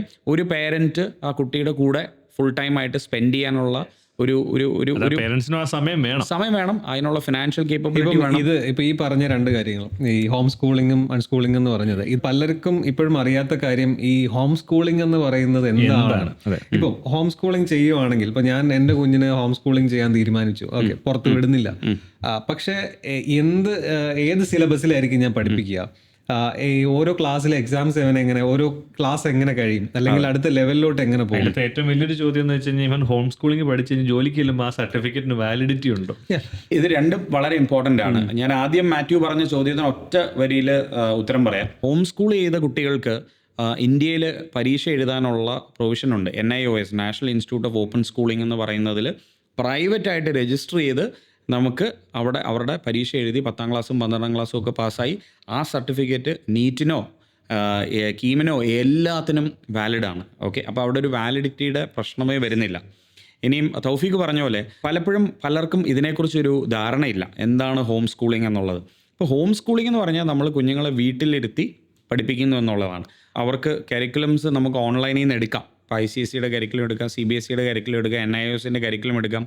ബുക്സ് നമുക്ക് ഇപ്പം നമ്മുടെ അടുത്തുള്ള ചുറ്റിലുമുള്ള സ്ഥലങ്ങളിൽ പോയി CBSEയുടെ ബുക്സോ അല്ലെങ്കിൽ NIOSനെ ബേസ് ചെയ്തിട്ടുള്ള ബുക്സോ മേടിച്ചിട്ട് അത് വീട്ടിലിരുന്ന് പഠിച്ചു പോകുന്ന കുട്ടികളുണ്ട്. ഓക്കെ, എന്നിട്ട് അവർക്ക് അതനുസരിച്ചുള്ള പരീക്ഷകൾ എഴുതി പോവാം. ഓക്കെ, അപ്പോൾ അവർക്ക് 10th 12th ഒക്കെ അവർ ക്ലിയർ ചെയ്യും. ഒരു പ്രശ്നമായിട്ട് വരുന്നത് എനിക്ക് തോന്നിയത്, ഇപ്പോൾ ഒരു സോഷ്യലൈസിങ് എന്ന് പറയുന്ന ഒരു, അതായത് അതേ ഏജിൽ പെട്ട മറ്റു കുട്ടികളുമായിട്ട് ഇന്ററാക്ട് ചെയ്യാനുള്ളൊരു സാധനം അവിടെ നഷ്ടപ്പെടുമല്ലേ. ഒറ്റ കുട്ടി മാത്രം, ഇപ്പം എന്നെ സംബന്ധിച്ച് എനിക്കൊരു കുഞ്ഞാണുള്ളത്, അപ്പം അവനെ ഞാൻ ഹോം സ്കൂൾ ചെയ്യുകയാണെങ്കിൽ മറ്റൊരു കുട്ടിയുടെ കൂടെ അല്ല വളരുന്നത്. വളരെ പ്രസക്തമായിട്ടുള്ള കാര്യമാണ്. കാര്യം അതാണ് അതിൻ്റെ ഒരു ഡ്രോബാക്ക് എന്ന് പറയുന്നത്. ടു എ ലാർജ് എക്സ്റ്റെൻറ്റ് ഒരു സോഷ്യലൈസിങ് അവിടെ നടക്കുന്നില്ല. അപ്പം നമ്മൾ കുഞ്ഞുങ്ങൾക്ക് ജീവിതത്തിൽ വേണ്ട പല സ്കിൽസ് ഉണ്ട്. കാര്യം നമ്മളൊരു സൊസൈറ്റിയിലാണ് ജീവിക്കുന്നത്. അപ്പോൾ അതിന് വേണ്ടത് സ്കൂളിൽ പോകണം നിർബന്ധമില്ല. ഇപ്പം ഈ സ്കൂളിൽ പോയിട്ടുള്ള എത്ര കുട്ടികൾക്ക് സോഷ്യൽ സ്കിൽസ് ഉണ്ട് എന്നുള്ളത് ചോദ്യം ആണ് അവിടെ. ലൈക്ക് സ്കൂളിൽ പോകുന്ന ഒത്തിരി കുട്ടികൾക്ക് ഫേസ് ചെയ്യുന്ന മറ്റേ ബുള്ളിങ്, അതുപോലെ ഒത്തിരി പ്രശ്നങ്ങൾ സൊസൈറ്റിയിൽ നിന്ന് ഉൾവലിഞ്ഞു പോകുന്നവരുണ്ട്. ഇപ്പോൾ ഞാനും മാത്യുവും നമ്മളുടെ സ്വഭാവം 2 എക്സ്ട്രീമാണ്. ഇവനൊരു സോഷ്യൽ ബട്ടർഫ്ലൈ ആണ്, ഞാനൊരു ഇൻട്രോവേർട്ട് ആയിരുന്നു തുടക്കകാലം. എനിക്ക് പൊതുവെ ആൾക്കാരെ ഫേസ് ചെയ്യാനും മുഖത്ത് നോക്കി സംസാരിക്കാനൊക്കെ ഒരു മടിയായിരുന്നു, നാണമായിരുന്നു, ഞാൻ സംസാരിക്കത്തില്ലായിരുന്നു. പക്ഷേ മുന്നോട്ട് പോകുമ്പോൾ എൻ്റെ പ്രൊഫഷൻ അല്ലെങ്കിൽ എൻ്റെ ജോലി, എൻ്റെ ബിസിനസ് എന്നുള്ള രീതിയിലോട്ട് അത് മാറിയപ്പോൾ അത് എത്ര ഇമ്പോർട്ടൻ്റ് ആണെന്ന് ഞാൻ മനസ്സിലാക്കിയാണ് ഞാൻ പുറത്ത് വന്ന് ഞാൻ ചെയ്തത്. പക്ഷേ മാത്യുവിനെ സംബന്ധിച്ചിടത്തോളം അവൻ അവിടെ കൊണ്ടിട്ട് കഴിഞ്ഞാൽ ഓടിക്കോളും. അല്ല, അപ്പോൾ അത് 2 പേഴ്സണാലിറ്റി ടൈപ്സ് ആണല്ലോ. നമ്മൾ ഇൻട്രോവേർട്സും എക്സ്ട്രോവേർട്സും ആംബിവേർട്സും എന്നൊക്കെ പറയുന്നതാണ്. ഹോം സ്കൂളിംഗ് എടുക്കുമ്പോൾ ഹോം സ്കൂൾ ചെയ്യുന്നവർക്ക് സോഷ്യൽ സ്കിൽസ് ഇല്ല എന്ന് ഒരിക്കലും പറയാൻ പറ്റില്ല. ഓൺലി തിങ് ഇസ് നമ്മളിപ്പോൾ ന്യൂക്ലിയർ ഫാമിലീസ് ആയതുകൊണ്ട് പേരൻസ് അതിനുള്ള ഒക്കേഷൻസ് കണ്ടെത്തണം. അപ്പോൾ ഈവനിങ്സിൽ പാർക്കിൽ പോകാം, അല്ലെങ്കിൽ ഹോം സ്കൂൾ ചെയ്യുന്ന കമ്മ്യൂണിറ്റിയിലുള്ള പേരൻസ് തമ്മിൽ ഒന്നിച്ചു കൂടുന്ന ഒരാഴ്ചയിൽ ഒരു ദിവസം ഒരു സ്ഥലത്ത് വന്ന് ഒന്നിച്ചു കൂടും. ഇവർ കമ്പൈൻഡായിട്ട് പഠിക്കും, ഇവർ കമ്പൈൻഡായിട്ട് പ്രോജക്ട്സ് ചെയ്യും, ഇവർ വീട്ടിലിരുന്ന് ഇന്നത്തെ ടെക്നോളജിയൊക്കെ ഉള്ളപ്പം ടെക്നോളജിക്കലി ഇവർക്ക് കണക്ട് ചെയ്യാം. ഈവനിങ്സ് പാർക്കിൽ പോകാം, ഇവർക്ക് ഒന്നിച്ച് ട്രിപ്പിന് പോകാം. ഇന്ത്യയിൽ ഒത്തിരി ഹോം സ്കൂളിംഗ് കമ്മ്യൂണിറ്റീസ് ഒന്നിച്ച് യാത്രകൾ പോകുന്നവരുണ്ട്. ഹോം സ്കൂളിംഗ് ചെയ്യുമ്പോൾ പേരൻസിന് വേണ്ട ഏറ്റവും വലിയൊരു ബോധം എന്ന് പറഞ്ഞു കഴിഞ്ഞാൽ, എൻ്റെ മകൻ സ്കൂളിൽ പോയി നശിക്കാതിരിക്കാൻ വേണ്ടിയല്ല ഞാൻ ഹോം സ്കൂളിംഗ് ചെയ്യുന്നത്, ബെറ്റർ എഡ്യൂക്കേഷൻ കൊടുക്കാൻ വേണ്ടിയാണ്. പക്ഷേ അവിടെ അതേ സമയത്ത് ഇവനൊരു സോഷ്യൽ സ്കിൽസ് വേണം, അവനെ സോഷ്യലി ഇന്ററാക്ട് ചെയ്യാൻ ഞാൻ പഠിപ്പിക്കണം എന്നുള്ളൊരു സാധനം അവർ മനസ്സിലാക്കി കട്ട് ചെയ്യാൻ പാടില്ല എന്ന് പറഞ്ഞാൽ വളരെ ഇമ്പോർട്ടൻ്റ് കാര്യം. ഇല്ലെങ്കിൽ ഈ കുഞ്ഞ് വലുതാകുമ്പോൾ കുറേ സ്ട്രഗിൾ ചെയ്യും. അപ്പം അവിടെയാണ് ഞാൻ നേരത്തെ പറഞ്ഞ ഒരു പേരൻ്റ് എങ്കിലും ഫുൾ ടൈം പേരൻ്റ് ആയിരിക്കണം. അവിടെ പേരൻ്റാണ് ടു എ ലാർജ് എക്സ്റ്റെൻറ്റ് ഒരു ഗുരുവായി മാറുന്നത്. അപ്പോൾ അവിടെ പേരൻറ്റ്, അതാണ് ഞാൻ നേരത്തെ പറഞ്ഞ എല്ലാവർക്കും ആ പ്രിവിലേജ് ഇല്ല. ഇപ്പം സാമ്പത്തികമായിട്ട് ബുദ്ധിമുട്ട് അനുഭവിക്കുന്ന ഒരു ഫാമിലിയാണ്, 2 ഹസ്ബൻഡും വൈഫും വർക്ക് ചെയ്താലേ പറ്റത്തുള്ളൂ. അപ്പോൾ നമ്മൾ അവരോട് ഹോം സ്കൂൾ ചെയ്യാൻ പറഞ്ഞു കഴിഞ്ഞാൽ ആര് വീട്ടിലിരിക്കും? കുഞ്ഞിനെ ഒറ്റയ്ക്ക് വീട്ടിലാക്കിയിട്ട് പോകാൻ പറ്റില്ല. അപ്പോൾ അങ്ങനെയുള്ളവർക്ക് വേണം ഫോർമൽ നമ്മുടെ സ്കൂളിംഗ് സിസ്റ്റത്തിൽ വിട്ടാലേ പറ്റത്തുള്ളൂ. അപ്പോൾ നമ്മൾ ഈ പറയുമ്പം എല്ലാ ആളുകളെയും, സമൂഹത്തിൽ ജീവിക്കുന്ന എല്ലാ ആളുകളുടെയും ബുദ്ധിമുട്ടുകളും നമ്മൾ പരിഗണിക്കണം. അവിടെയാണ് ഞങ്ങളുടെ പോലെയുള്ള ഓൾട്ടർനേറ്റ് സ്കൂൾസിൻ്റെ പ്രസക്തി. അതായത് ഹോം സ്കൂൾ ചെയ്യാനായിട്ടുള്ളൊരു സാഹചര്യം ഇല്ല, ഓക്കെ. പക്ഷേ എനിക്ക് എൻ്റെ കുഞ്ഞിനെ ട്രഡീഷണൽ സ്കൂളിൽ 50 പേരെ കൂടെ ഇരുത്തി പഠിപ്പിച്ച് അവിടുന്ന് പഠിക്കുന്നത് എന്താണെന്ന് മനസ്സിലാകാതെ ബുള്ളീഡായി രാവിലെ തൊട്ട് വൈകിട്ട് വരെ അനങ്ങാൻ പറ്റാത്തടത്തിരുന്ന്, കളിക്കാൻ സമയമില്ല, വൈകിട്ട് ട്യൂഷൻസിന് കൊണ്ടാക്കി അങ്ങനെ പഠിപ്പിച്ച് ഒരു ഞാൻ എന്താണെന്നുള്ള ഒരു തിരിച്ചറിവില്ലാതെ വളർത്താൻ എൻ്റെ മക്കളെ വളർത്താൻ താല്പര്യമില്ല. അങ്ങനെയുള്ളവർക്ക് ഇപ്പം ഞങ്ങളുടെ പോലത്തെ സിസ്റ്റത്തിൽ ഇന്ത്യയിൽ ഒത്തിരി ഓൾട്ടർനേറ്റ് സ്കൂൾസ് ഉണ്ട്. അപ്പോൾ അവിടെ വിട്ട് കഴിഞ്ഞാൽ ഹോം സ്കൂളിങ്ങിൻ്റെ ഒരു എക്സ്റ്റൻഷനാണ് അവിടെ. നമുക്കവിടെ ഒരു കരിക്കുലം ഉണ്ട്, അവിടെ ഒരു മെത്തഡോളജി ഉണ്ട്, നമ്മൾ ഫോളോ ചെയ്യുന്ന വളരെ സിസ്റ്റമാറ്റിക് ആയിട്ടുള്ള പ്രാക്ടീസസ് ഉണ്ട്. പക്ഷേ അവിടുത്തെ കൾച്ചർ ഡിഫറെൻ്റ് ആണ്. അവിടെ ചൈൽഡ് സെൻറ്റേർഡ് ആണ്, ചൈൽഡ് ലെഡ് ആണ് പല കാര്യങ്ങളും. അപ്പോൾ കുട്ടികളുടെ സോഷ്യൽ സ്കിൽസും അവരുടെ കമ്മ്യൂണിക്കേഷൻ സ്കിൽസും അവരുടെ കോൺഫിഡൻസ്, അവരുടെ സെൽഫ് ഡിസ്കവറി, അവരുടെ മെൻറ്റൽ ഹെൽത്തിനൊക്കെ ഒത്തിരി ഇമ്പോർട്ടൻസ് കൊടുത്ത് ഒരു റാറ്റ് റേസിന് പ്രിപ്പയർ ചെയ്യുമല്ല. റാറ്റ് റേസിനൊക്കെ നമുക്ക് അവരെ പ്രിപ്പയർ ചെയ്യാം, ഇവൻച്വലി വലുതാകുമ്പം ഹൈസ്കൂൾ കാലഘട്ടത്തിലൊക്കെ പ്രിപ്പയർ ചെയ്യാം. ആദ്യത്തെ അവരുടെ ഒരു 8-10 വയസ്സ് വരെയുള്ള സമയത്ത് അവരെ നല്ല ഒരു ഇൻഡിവിജ്വലായിട്ട് ഗ്രൂം ചെയ്യുക, സോളിഡ് വാല്യൂ സിസ്റ്റംസ് ഉള്ള, നല്ല ലൈഫ് സ്കിൽസ് ഉള്ള, കമ്മ്യൂണിക്കേഷൻ സ്കിൽസ് ഉള്ള, കോൺഫിഡൻസ് ഉള്ള, എംപത്തി ഉള്ള കുട്ടികളായിട്ട് അവരെ വളർത്തിയെടുക്കാനുള്ള ഒരു ഇക്കോസിസ്റ്റമാണ് ഈ ഓൾട്ടർനേറ്റ് സ്കൂൾസ് പലപ്പോഴും ഫോളോ ചെയ്യുന്നത്. അപ്പോൾ അവിടെ ഒരു സ്ട്രെസ് ഇല്ല, പഠിക്കാനായിട്ട് ഇവർക്ക് ഭയങ്കര ഇഷ്ടമാണ്. അപ്പോൾ ഇങ്ങനെയുള്ള സിസ്റ്റംസ് നമ്മുടെ ചുറ്റിലും ഉണ്ട്. ഒൺലി തിങ് ഇസ് നമ്മൾ ഇതിനെക്കുറിച്ച് എക്സ്പ്ലോർ ചെയ്യണം. പലപ്പോഴും നമുക്ക് ഇതിനെക്കുറിച്ച് അവയർനെസ് ഇല്ല. നമ്മൾ ഇതിനെക്കുറിച്ച് ഒന്ന് അവയർനെസ് ഒക്കെ പഠിച്ച് വരുമ്പോൾ നമ്മുടെ പേരൻസ് ചിലപ്പം, എനിക്ക് ഒത്തിരി പേരൻസിനെ അറിയാം, ഞങ്ങളുടെ സ്കൂളിൽ മക്കളെ വിടണമെന്ന് ആഗ്രഹമുണ്ട്, പക്ഷേ അവരുടെ ഗ്രാൻഡ് പേരൻസ് സമ്മതിക്കത്തില്ല. അപ്പോൾ അവർ പറയും ഇന്ന സ്കൂളിൽ പോയില്ലെങ്കിൽ അവൻ്റെ ലൈഫ് പോയി. അതെ, like you run a school called friend school. അവിടെ you put out experiential learning. അപ്പം എന്താണ് എക്സ്പീരിയൻഷ്യൽ ലേണിംഗ്, അതിൻ്റെ ഇമ്പോർട്ടൻസ് എന്താണ്, അതുകൊണ്ടുള്ള ഗുണങ്ങൾ എന്താണ്, ദോഷങ്ങൾ എന്താണ്? അതൊന്ന് എക്സ്പ്ലെയിൻ ചെയ്യുമോ? ഇപ്പോൾ എൻ്റെ സ്കൂളിൻ്റെ പേര് ദ ഫ്രണ്ട്സ് സ്കൂൾ എന്നാണ്. We are Trivandrum's premier experiential learning school. Experiential learning എന്ന് പറഞ്ഞാൽ ഏറ്റവും സിമ്പിളായിട്ട് ഞാൻ പറയാം, പിള്ളേർ പഠിക്കുന്നത് അവരുടെ എക്സ്പീരിയൻസസിലൂടെയാണ്. അവിടെ അവർ ഗെയിംസിലൂടെയും ആക്ടിവിറ്റീസിലൂടെയും പ്രോജക്ട്സിലൂടെയും വളരെ പ്രാക്ടിക്കലായിട്ട് ഹാൻഡ്സ് ഓൺ ആയിട്ടാണ് അവർ പഠിക്കുന്നത്. അപ്പോൾ ഇതിൻ്റെ ഒരു മെത്തഡോളജി എന്താണെന്ന് പറഞ്ഞാൽ, നമ്മളിപ്പം പൈത്തഗോറസ് തിയറം എന്താണെന്ന് പഠിക്കുന്നു, ഓക്കെ. നമ്മുടെ സാറ് വന്നിട്ട് പൈത്തഗോറസ് തിയറം ഇതിൻ്റെ ഡെഫിനിഷൻ ഫോർമുല എഴുതുന്നു, നമ്മളത് കാണാൻ പഠിക്കുന്നു, കുറേ എക്സസൈസസ് വരുന്നു, ഇങ്ങനെ പഠിച്ച് പോവാം.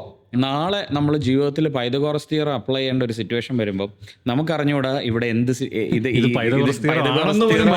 നമുക്ക് മനസ്സിലാവത്തില്ല, നമുക്കറിയത്തില്ല ഇത് പൈത്തഗോറസ് തിയറം ആണെന്നുള്ളത്. ഇതിനെ എക്സ്പീരിയൻഷ്യൽ ലേണിങ്ങിലോട്ട് കൊണ്ടുവരുമ്പോൾ ഇവർ പഠിക്കുന്നത് ഇത് പൈത്തഗോറസ് തിയറം ആണ് എന്ന് പഠിക്കുന്നതിന് മുമ്പ് ഇവരെ ഒരു പ്രാക്ടിക്കൽ ചാലഞ്ചിൽ ഇടുവാണ്, ഓക്കെ. ആ ചാലഞ്ചിൽ ഇവർ ടീച്ചേഴ്സ് ഇവരെ ഗൈഡ് ചെയ്ത് ഇവരൊരു സൊല്യൂഷനിലേക്ക് എങ്ങനെ എത്തിക്കാമെന്ന് ഇവരെ ചിന്തിക്കുകയാണ്, ഇവരെ കൊണ്ട് ചിന്തിപ്പിക്കുകയാണ്. നമ്മളെല്ലാം പ്രോബ്ലം സോൾവേഴ്സാണ്. നമ്മളെല്ലാം ജനിക്കുമ്പോൾ തൊട്ട് പ്രശ്നങ്ങൾ പരിഹരിക്കുന്നവരായിട്ടാണ് ജനിക്കുന്നത്, അല്ലേ? നമ്മൾ കുഞ്ഞിലെ 1 വയസ്സിൽ നമ്മൾ പരിഹരിക്കുന്ന എന്തൊക്കെ പ്രശ്നങ്ങളുണ്ട് നമ്മുടെ ജീവിതത്തിൽ. നമുക്ക് ആഹാരം വേണം, എന്താണ് പ്രശ്ന പരിഹാരം? അപ്പം നമ്മളെ ഇത് ആരും പഠിപ്പിക്കേണ്ട ആവശ്യമില്ല. പക്ഷെ നമ്മുടെ എഡ്യൂക്കേഷൻ സിസ്റ്റം നമ്മളെ ഇതൊന്നും സ്പൂൺ ഫീഡ് ചെയ്തുകൊണ്ടിരിക്കുകയാണ്. അപ്പം നമ്മൾ ചെയ്യുന്നത് ഇവരെ ആ പ്രോബ്ലത്തിലിട്ട് ചാലഞ്ച് ചെയ്യുകയാണ്. You're challenging their brain. So they will come out with പല ഒപ്പീനിയൻസ് വരും. ഇത് ഇവിടുന്ന് അവിടെ പിടിക്കുക, അവിടുന്ന് ഇത് മെഷർ ചെയ്ത് നോക്കിയിട്ട് ഇവിടുന്ന് ഇങ്ങോട്ട് പിടിക്കുക. അപ്പോൾ അങ്ങനെയൊക്കെ അവരുടെ എക്സ്പെരിമെൻറ്റ്സിലൂടെയും ഡിസ്കഷൻസിലൂടെയും ഈ ചാലഞ്ചസിലൂടെയും അവർ കുറേ കാര്യങ്ങളെക്കുറിച്ച് ചർച്ച ചെയ്യും. പിള്ളേർ ഓരോ പ്രോജക്ട്സിലൂടെയൊക്കെ പഠിക്കുമ്പോൾ ഇവരൊരു ഡിസ്കഷൻ ബേസ് ചെയ്ത് പോയി ഇവർ കുറേ കാര്യങ്ങൾ പ്രസൻറ്റ് ചെയ്യും. ഇവർ കുറേ ഫെയിലിയേഴ്സ് ഉണ്ടാവും.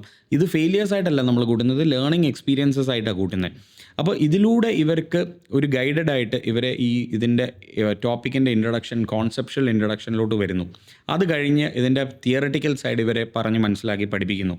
അത് കഴിഞ്ഞ് ഇവർ വീണ്ടും ഇത് അപ്ലൈ ചെയ്ത് പല പ്രോജക്ട്സും ആക്ടിവിറ്റീസും ചെയ്യും. അപ്പോൾ ഇങ്ങനെ വരുമ്പം 1-2 കാര്യങ്ങളാണ് എക്സ്പീരിയൻഷ്യൽ ലേണിങ്ങിൽ നടക്കുന്നത്. ഒന്ന്, ലേണിംഗ് എന്ന് പറയുന്നത് ഭയങ്കര ഒരു ഫൺ പ്രോസസ്സായി മാറും. കാര്യം ഇന്നത്തെ കാലത്ത് ലേണിംഗ് എന്ന് പറയുന്നത് ലൈഫ് ലോങ് ആണ്. നമ്മൾ നേരത്തെ പറഞ്ഞ പോലെ നിങ്ങൾ ഫോട്ടോഗ്രാഫേഴ്സായി നിങ്ങൾ ഏതെങ്കിലും ഒരു ദിവസം പഠിക്കാതിരിക്കുന്നുണ്ടോ? ഒരിക്കലും ഇല്ല. എല്ലാ നിങ്ങൾ ദിവസവും എന്നും എന്തെങ്കിലും പഠിച്ചുകൊണ്ടിരിക്കുക. അപ്പം നമുക്ക് ലേണിംഗ് എന്ന് പറയുന്നതിനോടൊരു സ്നേഹം ഉണ്ടെങ്കിൽ മാത്രമേ അത് ഇഷ്ടപ്പെട്ട് പഠിക്കാനുള്ള ഒരു ത്വര ജീവിതത്തിൽ ഉണ്ടാകത്തുള്ളൂ. അതൊരു ബാധ്യതയാവുന്നില്ല. ബാധ്യതയാവത്തില്ല. അതാണ് ഇത് പഠിക്കണമല്ലോ എന്ന് പറഞ്ഞ് പഠിച്ചാൽ നമുക്കത് ഇംപ്ലിമെൻ്റ് ചെയ്യാനായിട്ട് പറ്റത്തില്ല. നമ്മളതൊന്നും പഠിക്കുന്നതുകൊണ്ട് ഒരു കാര്യമില്ല. അപ്പം ഇങ്ങനെ പഠിക്കുന്ന പിള്ളേർ ഒന്ന് അവർക്ക് ഭയങ്കര പഠിത്തത്തിനോടൊരു ഇഷ്ടവും അവരുടെ ക്യൂരിയോസിറ്റി എപ്പോഴും ലൈവായിരിക്കും. അവരുടെ പ്രോബ്ലം സോൾവിങ് ക്രിട്ടിക്കൽ തിങ്കിങ് സ്കിൽസിനെ നമ്മൾ ലൈവാക്കി വെക്കുക. ദേ ബിക്കം വെരി ക്രിയേറ്റീവ്. ഓക്കെ, ഇവർ എന്താണ് പഠിച്ചത്, എന്തിനാണ് പഠിക്കുന്നത്, എങ്ങനെയാണ് ഇത് ഉപയോഗിക്കേണ്ടത്, എവിടെയാണ് ഉപയോഗിക്കേണ്ടത്, ആര് എപ്പോൾ എങ്ങനെ എന്തിന് എന്നുള്ള ചോദ്യങ്ങൾക്കെല്ലാം ഇവർക്ക് ഉത്തരമുണ്ട്. അതുകൊണ്ട് തന്നെ ലേണിംഗ് ഭയങ്കര എഫക്റ്റീവ് ആവുന്നു. And learning becomes very engaging because എല്ലാം പ്രാക്ടിക്കലായിട്ടാണ് പഠിക്കുന്നത്. അപ്പോൾ ഇവർക്ക് പിന്നെ ട്യൂഷന് പോയി പഠിക്കേണ്ട ആവശ്യമൊന്നുമില്ല. സ്കൂളിൽ തന്നെ ഇവർ പഠിക്കുന്നതെല്ലാം തീരും. And learning is A very stress free process. ഇതാണ് ഏറ്റവും സിമ്പിളായിട്ട് പറഞ്ഞാൽ experiential learning. So learning through games, projects, activities, anything hands-on and through discussions, through experiences. ഇപ്പം ഈ ഒരു സിസ്റ്റത്തിൽ ലേൺ ചെയ്യുമ്പോൾ how do you assess a child's progress? ആ ഒരു കുട്ടിയുടെ നിലവാരം അവൻ എവിടെ എത്തി എന്ന് നമ്മൾ അസസ് ചെയ്യുന്നത് എങ്ങനെ? വളരെ ഇൻട്രസ്റ്റിംഗ് ആയിട്ടുള്ള ഒരു കാര്യമാണ് ഞങ്ങൾ ചെയ്യുന്നതെന്ന് പറഞ്ഞാൽ നമുക്കൊരു കണ്ടിന്യൂസ് അസസ്മെൻറ്റ് സിസ്റ്റമാണ്. ഇപ്പോൾ നമ്മുടെ സ്കൂളുകളിൽ പലപ്പോഴും നമ്മൾ ഫോളോ ചെയ്യുന്നത് ടേം 1 എൻഡിൽ ഒരു പരീക്ഷ നടത്തി അതിന് എത്ര മാർക്ക് കിട്ടി എന്നുള്ളതാണ് ആ കുട്ടിയുടെ ഫിസിക്സിലെ അല്ലെങ്കിൽ മാത്തിലെ ആ കുട്ടിയുടെ അസസ്മെൻറ്റ്. ഞങ്ങൾ അങ്ങനെയല്ല അസസ് ചെയ്യുന്നത്. ഞങ്ങൾ ഒരു കുട്ടി സ്കൂളിലോട്ട് കടന്നു വരുമ്പോൾ തന്നെ നമുക്കൊരു 36 ഡിഫറെൻറ്റ് പാരാമീറ്റേഴ്സിൽ ഒരു കുട്ടിയെക്കുറിച്ച് നമ്മൾ മനസ്സിലാക്കും. സോഷ്യൽ സ്കിൽസ് വരുന്നുണ്ട് അതിനകത്ത്. ഇപ്പം അതിനകത്ത് confidence, critical thinking, problem solving, continuous learning, adaptability, അവരുടെ ക്രിയേറ്റിവിറ്റി, ചേഞ്ച് അഡാപ്റ്റബിലിറ്റി, അവരുടെ സോഷ്യൽ സ്കിൽസ്, അവരുടെ സെൽഫ് ഇൻഡിപെൻഡൻസ്, അവരുടെ എബിലിറ്റി ടു ലേൺ. ഈ കുട്ടികൾ പഠിക്കുന്നതും പല ടൈപ്പ് ഓഫ് ലേണേഴ്സാണ്.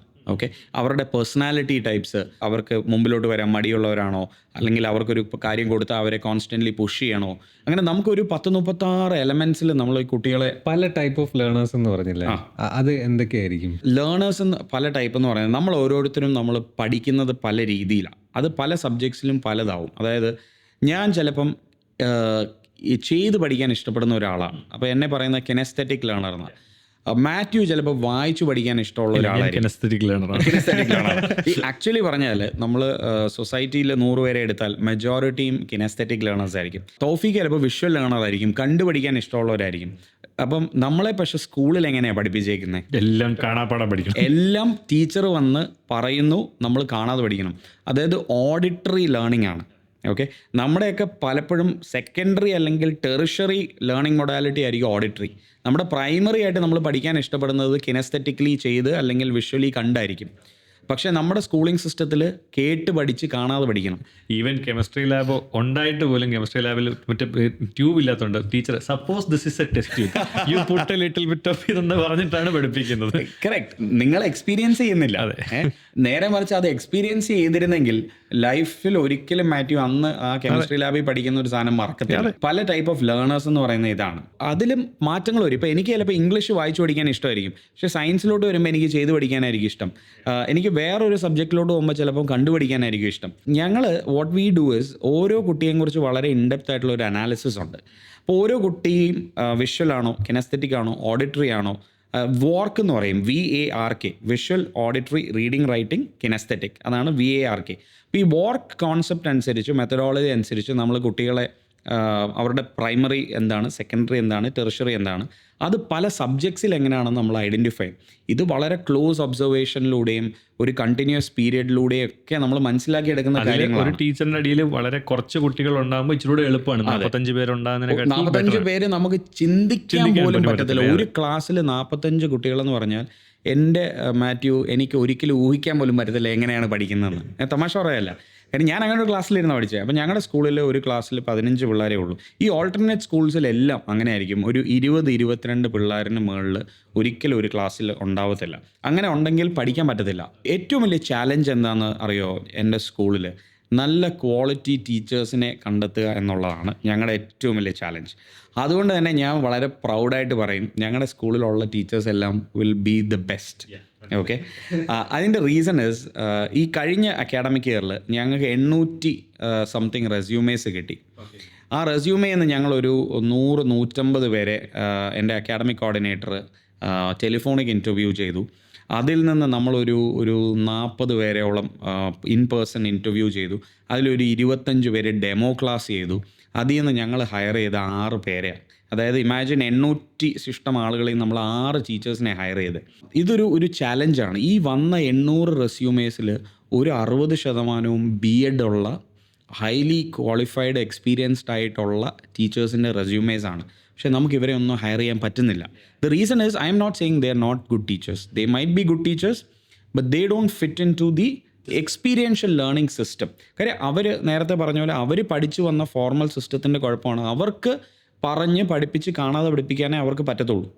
ഓക്കെ, അവരോട് നമ്മൾ പറയുകയാണ്, നിങ്ങൾ ഈ ടോപ്പിക് എടുത്തിട്ട് നിങ്ങളൊരു പ്രോജക്റ്റ് ഡിസൈൻ ചെയ്യും. ആ പ്രോജക്റ്റ് ചൈൽഡ് ലെഡ് ആയിരിക്കണം.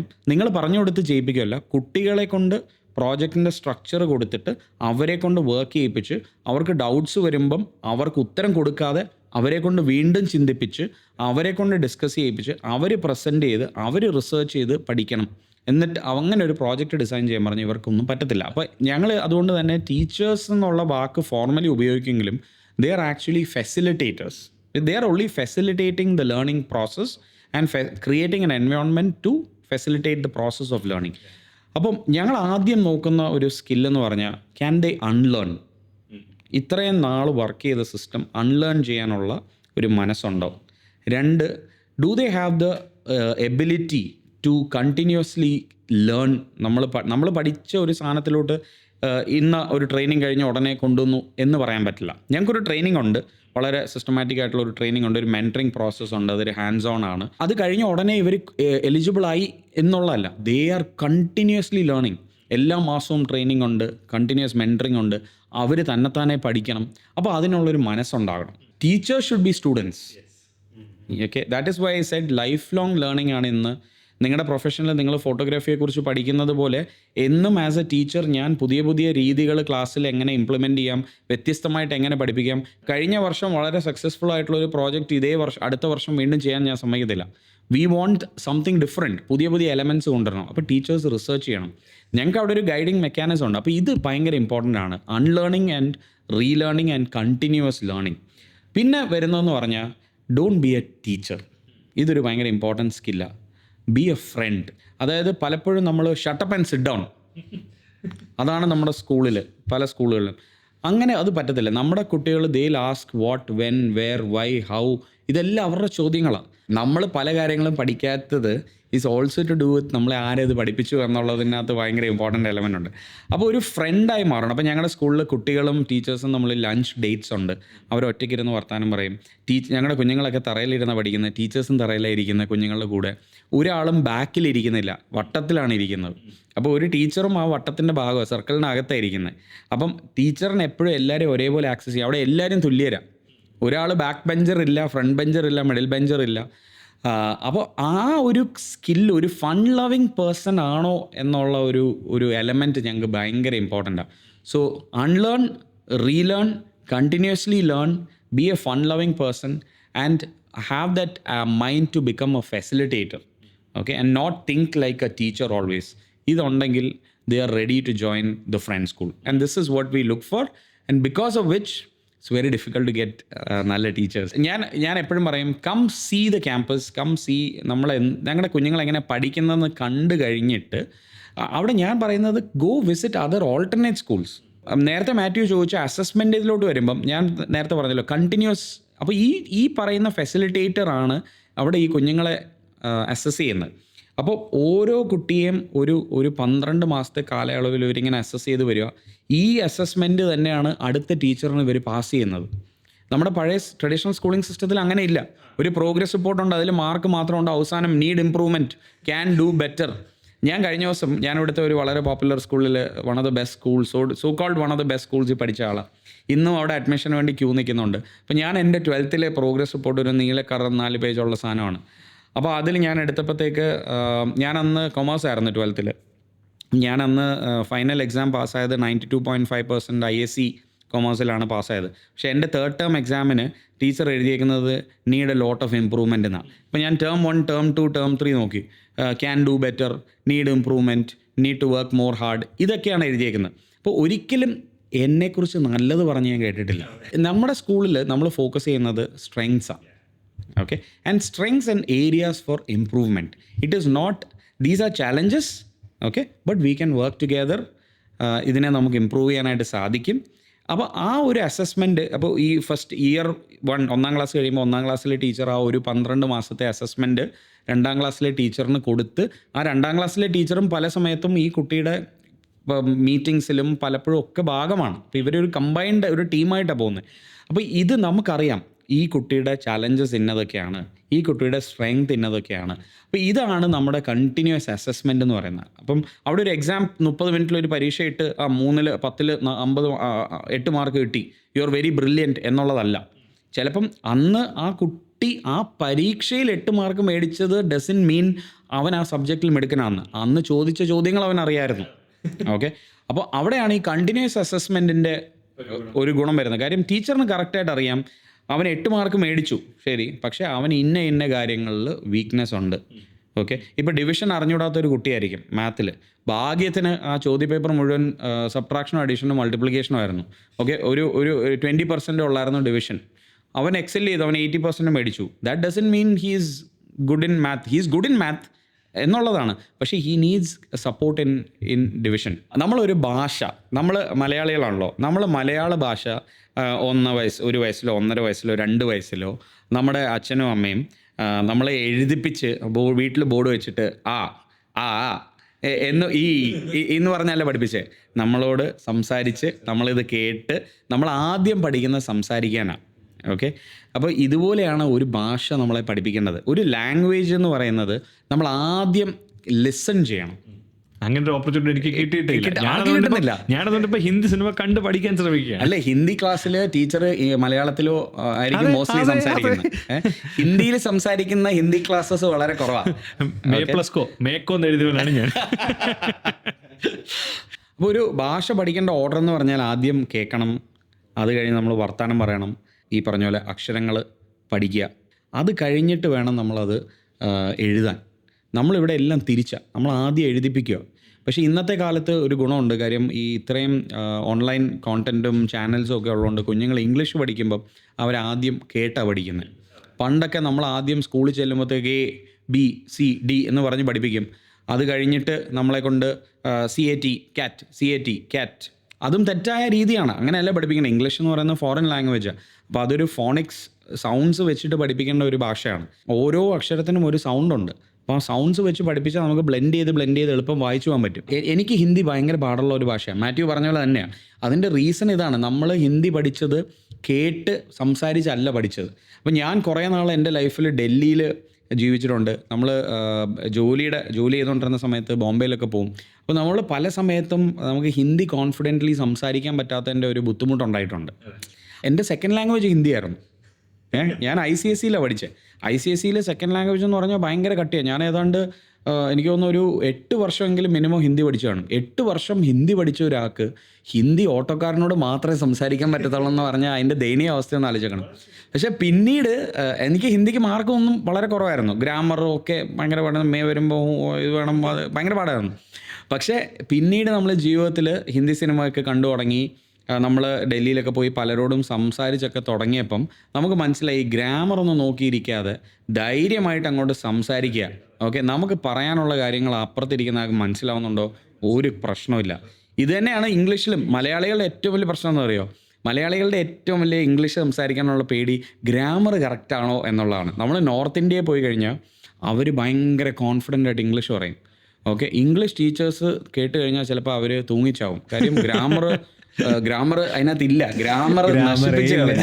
പക്ഷെ അവരുടെ കോൺഫിഡൻസ്. എനിക്ക് പണ്ടൊരു ടീച്ചർ ഉണ്ടായിരുന്നു, all are sit here, all are stand up, open the windows, let the air force come in.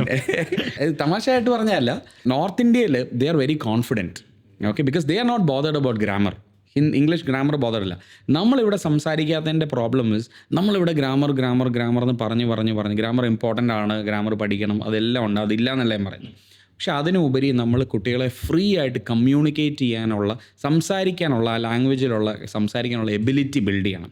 അത് ബിൽഡ് ചെയ്ത് കഴിഞ്ഞാൽ ബാക്കിയൊക്കെ പിക്ക് ചെയ്തോളും. അവിടെയാണ് confidence makes all the difference. Right? ഈ നമ്മുടെ കുഞ്ഞുങ്ങൾക്ക് കോൺഫിഡൻസ് ഇല്ല. ദാറ്റ് ഈസ് ഇഫ് യു നമ്മൾ നോർത്ത് ഇന്ത്യ സൗത്ത് ഇന്ത്യയും കൂടെ കമ്പയർ ചെയ്താൽ one of the biggest problems is when it comes to speaking in English നമ്മുടെ സൗത്ത് ഇന്ത്യൻസിന് പൊതുവെ കോൺഫിഡൻസ് ഇല്ല. അത് നമ്മുടെ കുഞ്ഞു കാലത്തൊട്ട് നമ്മുടെ സ്കൂളിംഗ് സിസ്റ്റത്തിൽ നിന്ന് വരുന്ന ഒരു പ്രശ്നമാണ്. സോ ബേസിക്കലി ഇതാണ് ഒരു കണ്ടിന്യൂസ് അസസ്മെൻറ്റിൻ്റെ ഒരു ഗുണം. ഇവിടുത്തെ നാട്ടുകാർക്ക് ഇതൊരു പുതിയ വാക്കാണ്, പുതിയൊരു രീതിയാണ്. അപ്പം ഇത് പല പേരൻസും നമ്മുടെ സ്കൂളിൽ വന്നിട്ടുണ്ടാവണം. അപ്പോൾ വരുമ്പോൾ ഇവർക്കിത് പറഞ്ഞ് മനസ്സിലാക്കി കൊടുക്കുക എന്നൊരു സാധനം നമുക്കുണ്ടല്ലോ.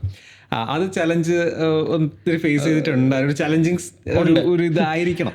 അതെ, പണ്ടൊരു പേരന്റ് പറഞ്ഞിട്ടുണ്ട്, ആ സ്കൂളിൽ മൊത്തം പിള്ളേരെ കളിപ്പിച്ചോണ്ടിരിക്കും, ഇവിടെ പുസ്തകമില്ല, ഒരു തേങ്ങയില്ല, ഇവരെ ഈ കൊച്ചു പഠിക്കുവാണ്. അങ്ങനെ പറയുന്നവരുണ്ട്.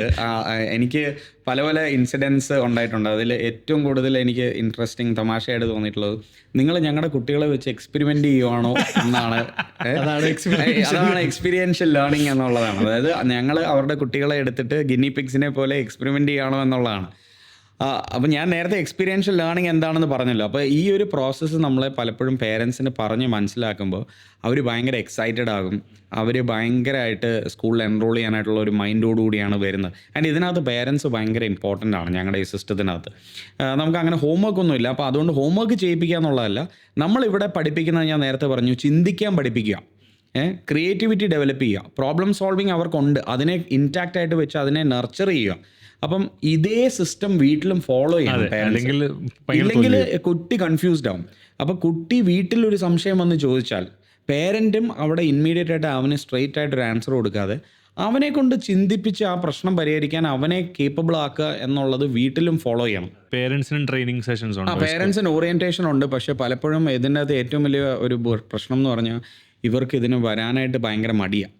ഓക്കെ, അപ്പം ഞങ്ങൾക്ക് അത് അവർ വരാം എന്നുള്ളത് ഭയങ്കര ഇമ്പോർട്ടൻ്റ് കാര്യം. ഇവർ വന്നാൽ മാത്രമേ ഈ സിസ്റ്റത്തിൽ പഠിക്കുന്നത് കൊണ്ടുള്ള ഗുണങ്ങൾ എന്താണ്, എങ്ങനെയാണ് ഇവിടെ പഠിക്കുന്നത്, എന്താണ് പഠിക്കുന്നത്, ഇത് വീട്ടിൽ നിങ്ങൾക്ക് എങ്ങനെ സപ്പോർട്ട് ചെയ്യാം എന്നുള്ളത് ഇമ്പോർട്ടൻ്റാണ്. പല പേരൻസിനും ഞങ്ങൾക്ക് ടെക്സ്റ്റ് ബുക്സ് ഇല്ല.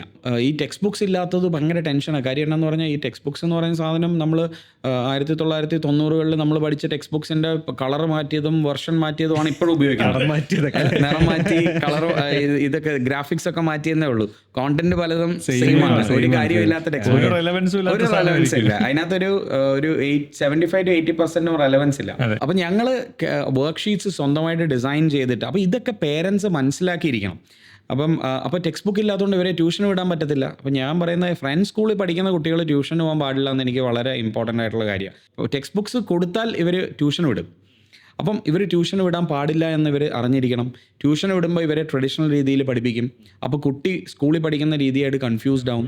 അപ്പോൾ ഇവർക്ക് ട്യൂഷൻ്റെ ഒന്നും ആവശ്യമില്ല. ഇവർ സ്കൂളിൽ നല്ല ഭംഗിയായിട്ട് വൃത്തിയായിട്ട് പഠിക്കുന്നുണ്ട്, അതിൻ്റെ ആവശ്യമുള്ളൂ. ഇവർക്ക് ഒരു സ്ട്രെസ്സും ഇല്ലാതെ എൻജോയ് ചെയ്താൽ പഠിക്കുന്നത്. ഓരോ കുട്ടിക്ക് എന്ത് സപ്പോർട്ട്, ചില കുട്ടികൾ, ഞങ്ങൾക്ക് ഒരു ക്ലാസ്സിൽ 3 ലെവൽസ് ഉണ്ട്. അതായത് ഫാസ്റ്റായിട്ട് പഠിക്കുന്ന പിള്ളേരുണ്ട്, they are fast learners. Okay, അവരുടെ IQ ചിലപ്പോൾ ഇച്ചിരി കൂടുതലായിരിക്കും. ഗ്രേഡ് ലെവലിലുള്ള പിള്ളേരുണ്ട്, ആ ഗ്രേഡിൻ്റെ ലെവലിൽ പെട്ടെന്ന് അത് പഠിച്ചു പോകുന്നവരുണ്ട്. കുറച്ച് ഡിഫിക്കൾട്ട് സ്ട്രഗിൾ ചെയ്യുന്ന കുട്ടികൾ കാണും.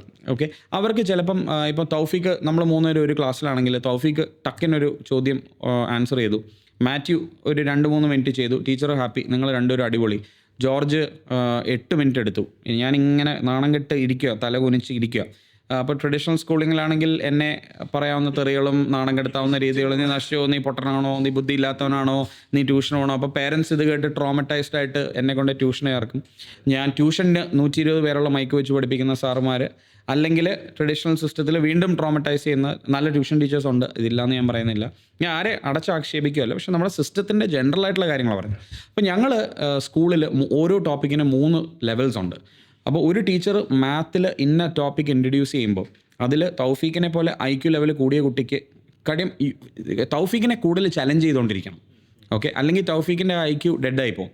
ന്യൂറോ കണക്ഷൻസ് എന്ന് നമ്മൾ പറയുമല്ലോ. അപ്പം we need to get you more neuro connections. അപ്പോൾ കുറച്ചുകൂടി അഡ്വാൻസ് ലെവലിലുള്ള ആക്ടിവിറ്റീസ് തരുന്ന അതേ ക്ലാസ്സിൽ മാത്യുവിന് ഈ ഗ്രേഡ് ലെവലിലുള്ള ആക്ടിവിറ്റീസ് ആയിരിക്കും തരുന്നത്, എനിക്ക് എൻ്റെ ലെവലിലുള്ള ആക്ടിവിറ്റി ആയിരിക്കും തരുന്നത്. അപ്പോൾ എന്ത് സംഭവിക്കും, ഞാൻ ആസ് എ സ്റ്റുഡൻറ്റ് എനിക്ക് ഈ 2-3 മിനിറ്റ് കൊണ്ട് അത് ചെയ്തെടുക്കാൻ പറ്റും. ഞാൻ നോക്കുമ്പോൾ മാത്യുവും അത് ചെയ്തെടുത്തു. നമുക്ക് രണ്ടുപേർക്കും ഡിഫറെൻറ്റ് എക്സസൈസസാണ്, പക്ഷേ എനിക്കറിഞ്ഞൂടെ മാത്യു ഗ്രേഡും ഞാൻ റെമഡിയൽ ലെവലും ആണെന്നുള്ളത്. അപ്പോൾ അവിടെ എന്താ സംഭവിക്കുന്നത് പറഞ്ഞാൽ എൻ്റെ കോൺഫിഡൻസ് ഭയങ്കരമായിട്ട് അങ്ങ് കയറും. ഞാൻ പൊട്ടനല്ല, ഞാൻ മന്ദബുദ്ധിയല്ല, ഞാൻ ബുദ്ധിയില്ലാത്തവനല്ല, എനിക്ക് കഴിവില്ലാത്തവനല്ല. അപ്പോൾ എൻ്റെ കോൺഫിഡൻസ് ബൂസ്റ്റ് ആകുമ്പോൾ നാച്ചുറലി ഞാൻ പതുക്കെ മാത്യുവിൻ്റെ ലെവലിലോട്ട് ഗ്രേഡ് ലെവലിലോട്ട് എത്തും. അപ്പോൾ എനിക്ക് ട്യൂഷൻ വേണ്ട. ഇനിയും ഇതിലും കൂടുതൽ സപ്പോർട്ട് എനിക്ക് ഈ കുട്ടിക്ക് വേണം തോന്നിയ നമ്മുടെ ടീച്ചേഴ്സ്, ഇവർക്ക് ILP എന്ന് പറഞ്ഞ് ഞങ്ങൾക്ക് ഇൻഡിവിജ്വൽ ലേണിംഗ് പ്രോഗ്രാം ഉണ്ട്. ആ സമയത്ത് ഇവരെ പേഴ്സണലായിട്ട് അവർക്ക് വേണ്ട ഏത് ഏരിയ ആണോ അവിടെ സപ്പോർട്ട് കൊടുക്കും. അത് ഒരു കുട്ടിക്ക് മാത്ത് സപ്പോർട്ട് വേണമെന്ന് പറഞ്ഞാൽ മാത്തിൽ എല്ലായിടത്തും വേണമെന്നില്ല. ചിലപ്പോൾ ഒരു ടോപ്പിക്കിൽ മാത്രം മതി, അതിൽ മാത്രമേ കൊടുക്കത്തുള്ളൂ. ചില കുട്ടി അക്കാഡമിക്കലി ഭയങ്കര ബ്രില്യൻ്റ് ആയിരിക്കും, അവർക്ക് ചിലപ്പോൾ വേണ്ടത് അവരുടെ സോഷ്യൽ സ്കിൽസ് ഡെവലപ്പ് ചെയ്യാനായിരിക്കും. ഓക്കെ, ഇവർക്ക് അക്കാഡമിക്കലി ഒരു സപ്പോർട്ടും വേണ്ട. അപ്പോൾ ഞങ്ങളുടെ സ്കൂളിൽ ILPയിൽ ആ കുട്ടിക്ക്, വേറൊരു കുട്ടിക്ക് മാത്തിൽ, രണ്ടാമത്തെ കുട്ടിക്ക് ഇംഗ്ലീഷിലും സപ്പോർട്ട് കൊടുക്കുമ്പം മൂന്നാമത്തെ കുട്ടിക്ക് ചിലപ്പോൾ ഒരു സോഷ്യൽ സിനാരിയോയിൽ എങ്ങനെ ബിഹേവ് ചെയ്യണം എന്നുള്ള സപ്പോർട്ടായിരിക്കും.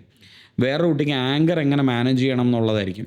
വേറൊരു കുട്ടിക്ക് കോൺഫിഡൻ്റ്ലി എങ്ങനെ കമ്മ്യൂണിക്കേറ്റ് ചെയ്യണം എന്നുള്ളതായിരിക്കും. ഇതൊക്കെ നമ്മുടെ നോർമൽ സ്കൂളിൽ കേട്ടിട്ട് പോലും ഇല്ല, ഒരിക്കലും കിട്ടത്തില്ല. ഇതുകൊണ്ടാണ് പല ആളുകളും ജോലി ഇല്ലാതെയും ഇഷ്ടപ്പെട്ട ജോലിയിൽ ചെയ്യാൻ പറ്റാതെയും ബുദ്ധിമുട്ടിയും സ്ട്രഗിൾ ചെയ്തും ഒക്കെ ലൈഫിൽ ഒന്നും ചെയ്യാൻ പറ്റാതെ പോകുന്നത്. അപ്പോൾ നമ്മൾ ഈ ഒരു സിസ്റ്റം ആണ് സ്കൂളിൽ ഫോളോ ചെയ്ത് പോകുന്നത്. അപ്പോൾ ഇതൊക്കെ നമ്മൾ പേരൻസിനെ പറഞ്ഞ് മനസ്സിലാക്കി കഴിഞ്ഞാൽ പേരൻസ് ഭയങ്കര എക്സൈറ്റഡ് ആവും. ചില പേരൻസിന് ഇതൊക്കെ കഴിഞ്ഞ് വീട്ടിൽ ചെല്ലുമ്പം അവരുടെ പേരൻസ്, അതായത് കുട്ടികളുടെ ഗ്രാൻഡ് പേരൻസ് സമ്മതിക്കത്തില്ല. നിങ്ങൾ ഇന്ന സ്കൂളിൽ വിട്ടാലേ അവൻ, കാര്യം നീയൊക്കെ അങ്ങനെയല്ലേ പഠിച്ചത്, നിന്നെ ഞാൻ അങ്ങനെയല്ലേ വളർത്തിയത്. പക്ഷെ കാലം മാറി, ടെക്നോളജി മാറി, നമ്മൾ ചെയ്യാൻ പോകുന്ന ജോലികൾ മാറി. ഇന്ന് 4ലും 5ലും പഠിക്കുന്ന കുട്ടികൾ 2040 അവൻ ജോലിക്ക് കയറാൻ പോകുന്നത്. ഓക്കെ, അല്ലെ 2035 നമുക്ക് പ്രെഡിക്റ്റ് ചെയ്യാൻ പറ്റുമോ അടുത്ത 10 വർഷത്തിൽ വരാൻ പോകുന്ന മാറ്റങ്ങൾ എന്താണെന്ന്? ഫോർ എക്സാമ്പിൾ ഞാൻ പഠിക്കുമ്പം നമ്മൾ HTML C++ ഒക്കെ പഠിച്ചത്, ആ സാധനം ഇപ്പം ഇല്ല, ഒരു കാര്യമില്ല, പഠിച്ചുകൊണ്ട് ഒരു കാര്യമില്ല. അങ്ങനെ വരുമ്പോൾ ഈ ഗ്രാൻഡ് പേരൻസിനെ നമ്മൾ എഡ്യൂക്കേറ്റ് ചെയ്യേണ്ടതായിട്ട് വരും. ചില പേരൻസ് എന്നെ വിളിച്ച് വളരെ സങ്കടം പറയാനുണ്ട്, ഞങ്ങൾക്ക് ഭയങ്കര താല്പര്യമാണ് പക്ഷേ ഗ്രാൻഡ് പേരൻസ് സമ്മതിക്കുന്നില്ല. അപ്പോൾ അവർക്ക് ഗ്രാൻഡ് പേരൻസിനെ എഗെയിൻസ്റ്റ് ആയിട്ടൊരു ഡിസിഷൻ എടുക്കാൻ ഒരു ബുദ്ധിമുട്ട്. പക്ഷേ ഇൻ റിയാലിറ്റി അവിടെ നമ്മളൊരു സ്റ്റാൻഡ് എടുക്കണം.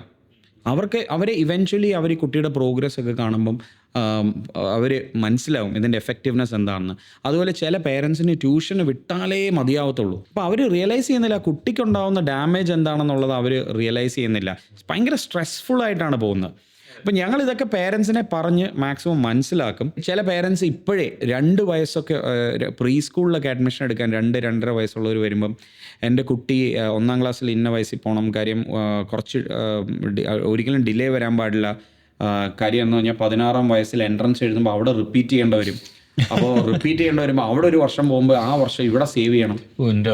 അപ്പോൾ ഞാൻ ചില സമയത്ത് ആലോചിക്കും, കൊച്ചിന് 2.5 വയസ്സായിട്ടുള്ളൂ, കൊച്ചു 16ാമത്തെ വയസ്സിൽ എൻട്രൻസ് എഴുതുമെന്ന് മാത്രമല്ല എൻട്രൻസ് ഫെയിൽ ആകുമെന്നും തീരുമാനിച്ചു കഴിഞ്ഞിരിക്കുന്നു. ഇന്നും അങ്ങനെയുള്ള പേരൻസും അവരുടെ കാഴ്ചപ്പാടുകളും വളരെ വിയേർഡാണ് ആക്ച്വലി. പക്ഷെ ഒത്തിരി പാരന്റ്സ് ആ ഒരു ചിന്താഗതിയിൽ നിന്ന് മാറി ആൾക്കാർ ഒരുപാട് വരുന്നുണ്ട്. അതായത് പുതിയതായിട്ട് കുട്ടികളെ അവരുടെ രീതിക്ക് കൂടുതൽ മനസ്സിലാക്കാനും അവരുടെ കൂടെ, ഇപ്പം എൻ്റെ കുഞ്ഞിനെ വളർത്തുമ്പോൾ ഞാൻ കൂടുതലും പുതുതായിട്ടുള്ള കാര്യങ്ങൾ അവൻ്റെ സൈഡിൽ നിന്ന് മാക്സിമം കേട്ടിട്ട് പുതുതായിട്ട് അവനെ കൊണ്ട് ചെയ്യിപ്പിക്കാനും ഒക്കെ നോക്കുക. അങ്ങനെയുള്ള പേരൻസ് ആണ് ഇനി മുന്നോട്ട് വരുന്നത്. അപ്പം ഞങ്ങൾ സ്കൂളിൽ ഡിസ്കഷനിൽ ഞാൻ പറയുന്ന ഒരു കാര്യം, ഇനിയും അടുത്ത പുതിയ പേരൻസ് എന്ന് പറയുന്നത്, ഫസ്റ്റ് ടൈം പേരൻസ് എന്ന് പറയുന്നത് ജെൻ Z പേരൻസ് ആണ്. അതായത് 2000-ന് ശേഷം ജനിച്ച കുട്ടികളാണ് അടുത്ത 2-3 വർഷം കൊണ്ട് പേരൻസ് ആകാൻ പോകുന്നത്. അപ്പോൾ ഈ ജെൻ Z പേരൻറ്റിങ്ങിൽ കുറേ മാറ്റങ്ങൾ ഉണ്ടാകുമെന്നുള്ളൊരു പ്രതീക്ഷയാണ് എനിക്കും. കാര്യം എന്നു പറഞ്ഞാൽ അവർ കുറച്ചുകൂടെ ലോകം മാറുന്നത് അവർ കണ്ട് വളർന്നവരാണ്, അവർ ടെക്നോളജിയുടെ ഭാഗമായവരും അവർ ഇതിൻ്റെ ദൂഷ്യവശങ്ങൾ സ്ട്രഗിൾ ചെയ്ത് അനുഭവിച്ചവരും ആയതുകൊണ്ട് അവരുടെ കുഞ്ഞുങ്ങൾ ഏത് സിസ്റ്റത്തിലൂടെ പോകണം എന്നുള്ളതിനെക്കുറിച്ച് കുറച്ചുകൂടെ വ്യക്തമായിട്ടുള്ള കാഴ്ചപ്പാടായിട്ടുള്ളവരായിരിക്കും എന്നാണ് എൻ്റെ ഒരു വിശ്വാസം. അതങ്ങനെ ആകണം എന്നാണ് ഞാൻ പ്രാർത്ഥിക്കുന്നത്. ഞാൻ 90s കിഡ് അല്ല, പക്ഷേ 90s കിഡ്സിൽ ഇപ്പം എൻ്റെ സ്കൂളിൽ ഏറ്റവും കൂടുതൽ പേരൻസ് ഡെഫിനറ്റ്ലി 90s അല്ലെങ്കിൽ 80s പേരൻസ് ആണ്. അപ്പോൾ അവരും വ്യത്യസ്തമായിട്ട് ചിന്തിച്ച് ഒരു സ്ട്രഗിളിലൂടെയാണ് ഞങ്ങളുടെ സ്കൂളിൽ വരാനുള്ള ഡിസിഷൻ എടുക്കുന്നത്. പക്ഷെ അവരുടെ കുഞ്ഞുങ്ങൾ നന്നായിട്ട് പഠിച്ച് ഹാപ്പി ആയിട്ട് ഞാൻ ഈ പറഞ്ഞ കാര്യങ്ങളെല്ലാം ചെയ്ത് മുന്നോട്ട് പോകുന്ന കാണുമ്പം അവർ ഭയങ്കര ഹാപ്പിയാണ്. ഇപ്പം ഞങ്ങൾക്ക് അക്കാഡമിക്സ് മാത്രമല്ല, നമുക്കവിടെ കുട്ടികൾ യോഗ പഠിക്കുന്നുണ്ട്, ആർച്ചറി പഠിക്കുന്നുണ്ട്, കാർപ്പൻട്രി പഠിക്കുന്നുണ്ട്, പ്ലംബിംഗ് പഠിക്കുന്നുണ്ട്, ഇതിൻ്റെ കൂടെ റോബോട്ടിക്സ് പഠിക്കുന്നുണ്ട്, ഡിസൈൻ തിങ്കിങ് പഠിക്കുന്നുണ്ട്, ബേക്കിംഗ് കുക്കിംഗ് പഠിക്കുന്നുണ്ട്, ക്രിക്കറ്റിന് ട്രെയിനിങ് ഉണ്ട്, ഫുട്ബോളുണ്ട്, ബാഡ്മിൻ്റൺ ഉണ്ട്, അങ്ങനെ ഇതെല്ലാം ഇവർ പഠിക്കുന്നുണ്ട്. അപ്പം ഒരു ലൈഫ് ഹോളിസ്റ്റിക് ആയിട്ട് ഒരു ഡെവലപ്മെൻ്റ് ആണ് നമ്മൾ ഫോക്കസ് ചെയ്യുന്നത്. ഇനിയും അഡ്വാൻസ് ക്ലാസ്സസിലോട്ട് പോകുമ്പം നമുക്ക് financial management, internships, sex education, financial management, mental വെൽബീയിങ്ങിന് വേണ്ടിയുള്ള പല കോഴ്സസ്, അങ്ങനെ ഞങ്ങളൊരു 10-14 കോഴ്സസ് ഓൾറെഡി ഡിസൈൻ ചെയ്തുകൊണ്ടിരിക്കുക. ലൈക്ക് നമ്മുടെ സ്കൂൾ ഞങ്ങൾ പഠിച്ച സമയത്തൊന്നും എൻ്റെ നീ തീർന്ന് നീ പൊട്ടനാ, നീ ഭ്രാന്തരാന്ന് പറഞ്ഞ് നടക്കുന്ന ആ ഒരു സാധനമാണ്. പക്ഷേ ഇപ്പം മെന്റൽ ഹെൽത്തിന് ഭയങ്കര ഇമ്പോർട്ടൻസ് ഉണ്ട്. സോ അപ്പോൾ ഈ ഫ്രണ്ട്സ് സ്കൂളിൽ മെന്റൽ ഹെൽത്തിന് എന്തോരം ഇമ്പോർട്ടൻസ് ഉണ്ട്, അതൊരു എങ്ങനെയാണ് സിലബസിൽ അത് ഇൻക്ലൂഡ് ചെയ്യുന്നത്? അതിന്റെ വേറൊരു സാധനം എന്ന് പറഞ്ഞു കഴിഞ്ഞാൽ ഇപ്പം ഈ പുതിയ പിള്ളേർക്ക് ടെൻഷൻ എന്ന് പറയുന്ന സാധനമായിരുന്നു നമ്മുടെ കാലത്തുണ്ടായിരുന്നത്. ഇപ്പൊ ടെൻഷൻ എന്ന് പറയുന്ന വാക്ക് ഇല്ല, അതിന് പകരം ഡിപ്രഷനായി. ചെറിയൊരു ചേഞ്ച് അല്ല, അതും ഞാൻ നേരത്തെ പറഞ്ഞ കാര്യം, ഇത് രണ്ടും തമ്മിലുള്ള വ്യത്യാസം അറിഞ്ഞുകൂടാത്തതുകൊണ്ട് ഡിപ്രഷൻ നമ്മൾ ആവശ്യമില്ലാതെ പല സ്ഥലങ്ങളിലും ഉപയോഗിക്കുന്നുണ്ട്. അതുകൊണ്ട് തന്നെ ശരിക്കും ഒരാൾ ഡിപ്രസ്ഡ് ആകുമ്പം ആരും കെയർ ചെയ്യുന്നില്ല. ഈ ഡിപ്രഷൻ എന്ന് പറയുന്നത് ഒരു സ്റ്റേറ്റ് ഓഫ് മൈൻഡ് ആണ്. അത് കണ്ടിന്യൂസ് ആയിട്ട് അങ്ങനെ നമുക്ക് നമ്മുടെ കാലഘട്ടത്തിൽ നമുക്ക് ടെൻഷൻ വന്നിട്ട് ആങ്സൈറ്റി കൂടി ആകെ ഇതാവും. പക്ഷെ ഇത് മനസ്സിലാക്കാതെ ഇതിന്റെ പേര് ഡിപ്രഷൻ. അപ്പൊ അവിടെയാണ് ഞങ്ങൾ തുടങ്ങുന്നത്. ഓക്കെ, അവിടെ ഫസ്റ്റ് നമ്മൾ മനസ്സിലാക്കേണ്ട ഒരു കാര്യം, ഒരു വളരെ ഫ്രണ്ട്ലി ആയിട്ടുള്ള ഒരു കൾച്ചർ സ്കൂളിൽ ഉണ്ടാകുക എന്നുള്ളതാണ്. അത് ടീച്ചേഴ്സും കുട്ടികളും തമ്മിൽ, ടീച്ചേഴ്സും തമ്മിലും, ടീച്ചേഴ്സ് ആയമാർ തമ്മിൽ, ടീച്ചേഴ്സ് ഡ്രൈവേഴ്സ് തമ്മിൽ, ഇവരൊക്കെ തമ്മിൽ വളരെ, ഇൻക്ലൂഡിങ് ഞാൻ ആസ് എ ഡയറക്ടർ, എൻ്റെ ടീം ഓഫ് ടീച്ചേഴ്സും എൻ്റെ നോൺ ടീച്ചിങ് സ്റ്റാഫുമായിട്ട് ഞാൻ വളരെ ഫ്രണ്ട്ലി ആയിട്ടുള്ള റിലേഷൻഷിപ്പാണ് എൻ്റെ സ്കൂളിൽ എൻ്റെ ഓഫീസ് ഒരു ഓപ്പൺ ഡോർ ഓഫീസാണ്. ആർക്ക് വേണമെങ്കിലും എപ്പോൾ വേണമെങ്കിലും വരാം. അതല്ലാതെ ഡയറക്ടറിനെ കാണാൻ അപ്പോയിൻമെൻ്റ് എടുക്കണോ അങ്ങനെയൊന്നുമില്ല. ആർക്ക് എന്ത് വേണമെങ്കിലും വന്ന് സംസാരിക്കാം, അവരുടെ പ്രശ്നങ്ങൾ. എൻ്റെ പല ടീച്ചേഴ്സിൻ്റെയും ഫാമിലിയിലെ കാര്യങ്ങളൊക്കെ എനിക്കറിയാം. ഞങ്ങൾ തിരിച്ചും ഞങ്ങളുടെ കാര്യങ്ങൾ അവരുമായിട്ട് ഡിസ്കസ് ചെയ്യും. എന്നെ ചില സമയത്ത് അവർ തമാശയ്ക്ക് കളിയാക്കാറുണ്ട്, ഫ്രണ്ട്ലി ആയിട്ട്. ഞാൻ തിരിച്ചു വരെ കളിയാക്കാറുണ്ട്. അപ്പോൾ ആ ഒരു സ്പേസ് നമ്മുടെ ഓർഗനൈസേഷനിലുണ്ട്. ഈ ഒരു കൾച്ചറാണ് ക്ലാസ് റൂംസിൽ. ഓക്കെ, അപ്പോൾ കുട്ടികൾക്ക് ടീച്ചേഴ്സിനോട് ഒരു പേടിയില്ല. ആ ഒരു culture is the beginning of mental health. Okay, ആ കൾച്ചർ ഒരു പ്ലേ സ്കൂൾ തൊട്ട് 2 വയസ്സുള്ള കുട്ടി വരുമ്പോൾ തൊട്ട് എനിക്ക് എൻ്റെ ടീച്ചറിനെ പേടിക്കേണ്ട ആവശ്യമില്ല. എൻ്റെ ടീച്ചർ ഒരു സേഫ് സ്പേസാണ്. എനിക്കൊരു പ്രശ്നം ഉണ്ടായാൽ എൻ്റെ ടീച്ചറിനോട് പറയാമെന്നും, എനിക്കൊരു ബുദ്ധിമുട്ടുണ്ടെങ്കിൽ എൻ്റെ കൂടെ നിൽക്കാൻ ഇവരെല്ലാം ഉണ്ടെന്നും, എന്നെ ഒറ്റപ്പെടുത്തത്തില്ലെന്നും, ഞാൻ പൊട്ടനാണെന്നും മണ്ടനാണെന്നും കളിയാക്കി ബുള്ളി ചെയ്ത് മാറ്റി നിർത്തുന്നില്ല എന്നുള്ളതും, അങ്ങനെ ഒരു സ്പേസ് അല്ല എന്നുള്ളൊരു തോന്നലാണ്. ബേസിക്കലി നമ്മുടെ ഇമോഷൻസ് നമ്മൾ ആദ്യം മനസ്സിലാക്കിക്കൊണ്ട് മറ്റുള്ളവരിലേക്ക് എന്ത് ഇമോഷനാണ് നമുക്കുള്ളതെന്ന് ഷെയർ ചെയ്യാൻ പറ്റണം. അതിന്ന് ഒരു റിലീഫ് മറ്റുള്ളവരിൽ നിന്ന് കണ്ടെത്താനും കൂടെ ശ്രമിച്ചു കഴിഞ്ഞാൽ, ഇവിടെ ഇപ്പൊ സംഭവിക്കുന്നതെന്ന് പറഞ്ഞു കഴിഞ്ഞാൽ എൻ്റെ ഇമോഷൻ എന്താണെന്ന് എനിക്ക് പോലും മനസ്സിലാവുന്നില്ല. ഞാൻ ഏത് സ്റ്റേറ്റിലാണ് നിൽക്കുന്നത് എന്നുള്ള കാര്യം ഒരു ഐഡിയ ഉണ്ടാവില്ല. എനിക്കിത് മനസ്സിലായാലേ മറ്റൊരാളിനോട് പറഞ്ഞു കൊടുക്കാൻ പറ്റുള്ളൂ. അത് പറഞ്ഞു കൊടുക്കാതെ ഇത് ഉള്ളിൽ വെച്ചിട്ട് ഇതിനെ തന്നെ അതിനകത്തിട്ട് ഡെവലപ്പ് ചെയ്ത് വലുതാക്കി ഇതിനെ വേറൊരു സ്റ്റേജിലോട്ട് കൊണ്ടുപോയി. അല്ല, തൗഫീഖ് പറഞ്ഞ കറക്റ്റ് സ്റ്റെപ്പ് ബൈ സ്റ്റെപ്പ് ആയിട്ടുള്ള കാര്യം. അതായത് ആദ്യം നമുക്ക് വേണ്ടത് ഞാൻ ഇപ്പോൾ അനുഭവിക്കുന്ന ഇമോഷൻ എന്താണെന്നുള്ളതിനെ തിരിച്ചറിയാൻ പറ്റണം. അത് ആങ്സൈറ്റി ആണോ, സ്ട്രെസ് ആണോ, ഫ്രസ്ട്രേഷൻ ആണോ, സാഡ്നെസ് ആണോ, ആങ്കർ ആണോ. നമുക്കിങ്ങനെ ഈ ഇമോഷൻസ് എന്ന് പറയുന്നത് നമുക്ക് പലപ്പോഴും സാഡ്, ഹാപ്പി, എക്സൈറ്റഡ്, ആംഗ്രി ഇതൊക്കെ ഉള്ളൂ. ഓക്കെ, എത്ര ഇമോഷൻസ് ഉണ്ട്. അപ്പോൾ ഇതിനെ നമുക്ക് ഡീകോഡ് ചെയ്ത് കുട്ടികൾക്ക് സെൽഫായിട്ട് മനസ്സിലാക്കാൻ സാധിക്കണം. 2, ആ ഇമോഷനെ എങ്ങനെ മാനേജ് ചെയ്യണം എന്നുള്ളത് അവരെ ട്രെയിൻ ചെയ്യണം. അപ്പോൾ ഇത് നമ്മൾ വളരെ സിസ്റ്റമാറ്റിക് ആയിട്ട്, ഏജ് അപ്രോപ്രിയേറ്റ് ആയിട്ട് സ്കൂളിൽ ചെയ്തു വരുന്ന ഒരു കാര്യമാണ്. നമുക്കൊരു പീസ് കോർണർ ഉണ്ട്. ഓക്കെ, ഈ പീസ് കോർണർ എന്ന് പറഞ്ഞാൽ വളരെ ഇൻട്രസ്റ്റിംഗ് ആയിട്ടുള്ള ഒരു കോൺസെപ്റ്റ്. അതായത് ഒരു കുട്ടി രാവിലെ വീട്ടിൽ നിന്ന് വരുന്നു, അല്ലെങ്കിൽ സ്കൂളിൽ വന്ന് ഒരു 2 മണിക്കൂർ കഴിയുമ്പം ഇച്ചിരി ഓവർവെൽംഡ് ആണ്, അവന് ഇച്ചിരി സ്ട്രെസ്ഡ് ആയിട്ട് തോന്നുന്നു. അവനെ ആ ക്ലാസ് റൂമിൽ നിർത്തി കമ്പൽസറി ആയിട്ട് പഠിപ്പിക്കാൻ പറ്റത്തില്ല. നമ്മുടെ ട്രഡീഷണൽ സ്കൂളിലാണെങ്കിൽ നമുക്കൊരു ബ്രേക്ക് എടുത്തോട്ടെ എന്ന് ചോദിച്ചു കഴിഞ്ഞാൽ ടീച്ചർ എന്ത് പറയും? സാധാരണഗതിയിൽ അങ്ങനെ ഒരു സംഭവം ഇല്ല. ആ ക്ലാസ്സിൽ ഇരുന്നാലേ പറ്റത്തുള്ളൂ. ഉറങ്ങിക്കൊണ്ടിരിക്കുകയാണെങ്കിൽ ചിലപ്പോൾ ഒരു ഡസ്റ്റർ പറന്നു വന്ന് തലക്കടിക്കും. ഓക്കെ, അല്ലെങ്കിൽ ടീച്ചർ എന്തെങ്കിലും ഒരു വേർഡ് വിളിച്ച് നമ്മളെ എഴുന്നേൽപ്പിക്കും. അപ്പോൾ നമ്മൾ പ്രാക്ടീസ് ചെയ്യുന്നൊരു സിസ്റ്റം, ഒരു കുട്ടിക്ക് ആ പീരീഡിൽ ഇരിക്കാൻ ഒരു മനസ്സില്ല, അവൻ സ്ട്രെസ്ഡ് ആണല്ലേ, അവൻ സാഡ് ആണല്ലേ, അവൻ എന്തൊക്കെയോ ഇമോഷൻസിൽ കൂടെ പോവാണ്. He is probably not able to realise it. Okay, give him some space. അവനെ ക്ലാസ്സിൽ നിന്ന് ഇറങ്ങിപ്പോവാം, പീസ് കോർണറിൽ പോയിരിക്കാം. അവിടെ പോയിരുന്ന് അവനെ എഴുതാം, അവന് വരയ്ക്കാം, അവന് കണ്ണടച്ചിരുന്ന് മെഡിറ്റേറ്റ് ചെയ്യാം, അവനൊരു ബുക്ക് വായിക്കണമെങ്കിൽ വായിക്കാം. അവന് ചിലപ്പോൾ ഒരാളോട് സംസാരിക്കണം തോന്നും. അപ്പോൾ ഞങ്ങൾക്ക് ഒരു ടീച്ചറിനെ വിളിച്ചുകൊണ്ട് അവനവിടെ പോയിരിക്കാം, അല്ലെങ്കിൽ ഒരു മരത്തിനടിയിൽ പോയിരിക്കാം. അവൻ്റെ മനസ്സിൽ തോന്നുന്നത് ആ ഒരു സ്പേസ് ഉണ്ട് സ്കൂളിൽ, ഫ്രീഡം. Oh my God. അപ്പോൾ അവിടെ ഒരു peace at getting him to be at peace and being able to recognise his emotion, manage that emotion and slowly be able to come out of it എന്നാണ് അവിടെ ആ ഒരു process നടക്കുന്നത്. അപ്പോൾ ഇത് ഒന്ന് ആലോചിച്ച് നോക്കിയാൽ നമ്മുടെ ലൈഫിൽ നമുക്ക് ചെറിയ കാലം ഏജ് തൊട്ട് പ്രാക്ടീസ് ചെയ്ത് വരുന്നതാണെങ്കിൽ നമ്മൾ വലുതാകുമ്പോഴൊക്കെ നമ്മുടെ ലൈഫിൽ ഈ പീസ് കോർണർ പല രീതിയിൽ നമ്മൾ പറയത്തില്ലേ, നമ്മൾ ദേഷ്യം വരുമ്പോൾ വായിൽ വെള്ളം കുടിച്ച് കുളുക്കി വെക്കുക അല്ലെങ്കിൽ ബ്രെത്ത് എടുക്കുക എന്നൊക്കെ പറയുന്നത് ഈ നമ്മൾ പലപ്പോഴും ഇതെല്ലാം കൺട്രോൾ മെഷേഴ്സാണ്. പക്ഷേ മാനേജിങ് കുറച്ചുകൂടെ ബെറ്റർ ആയിട്ട് ചെയ്യണം എങ്കിൽ ഇത് വളരെ സിസ്റ്റമാറ്റിക്. ഇത് തന്നെയാണ് എല്ലാവരുടെ ഫാമിലിയിലും നടക്കുന്ന പ്രശ്നം. ഇപ്പൊ ഹസ്ബൻഡ് ആൻഡ് വൈഫിന്റെ ഇടയിൽ നടക്കുന്ന ഏറ്റവും വലിയ പ്രശ്നം ഇതാ. എക്സാക്ട്ലി.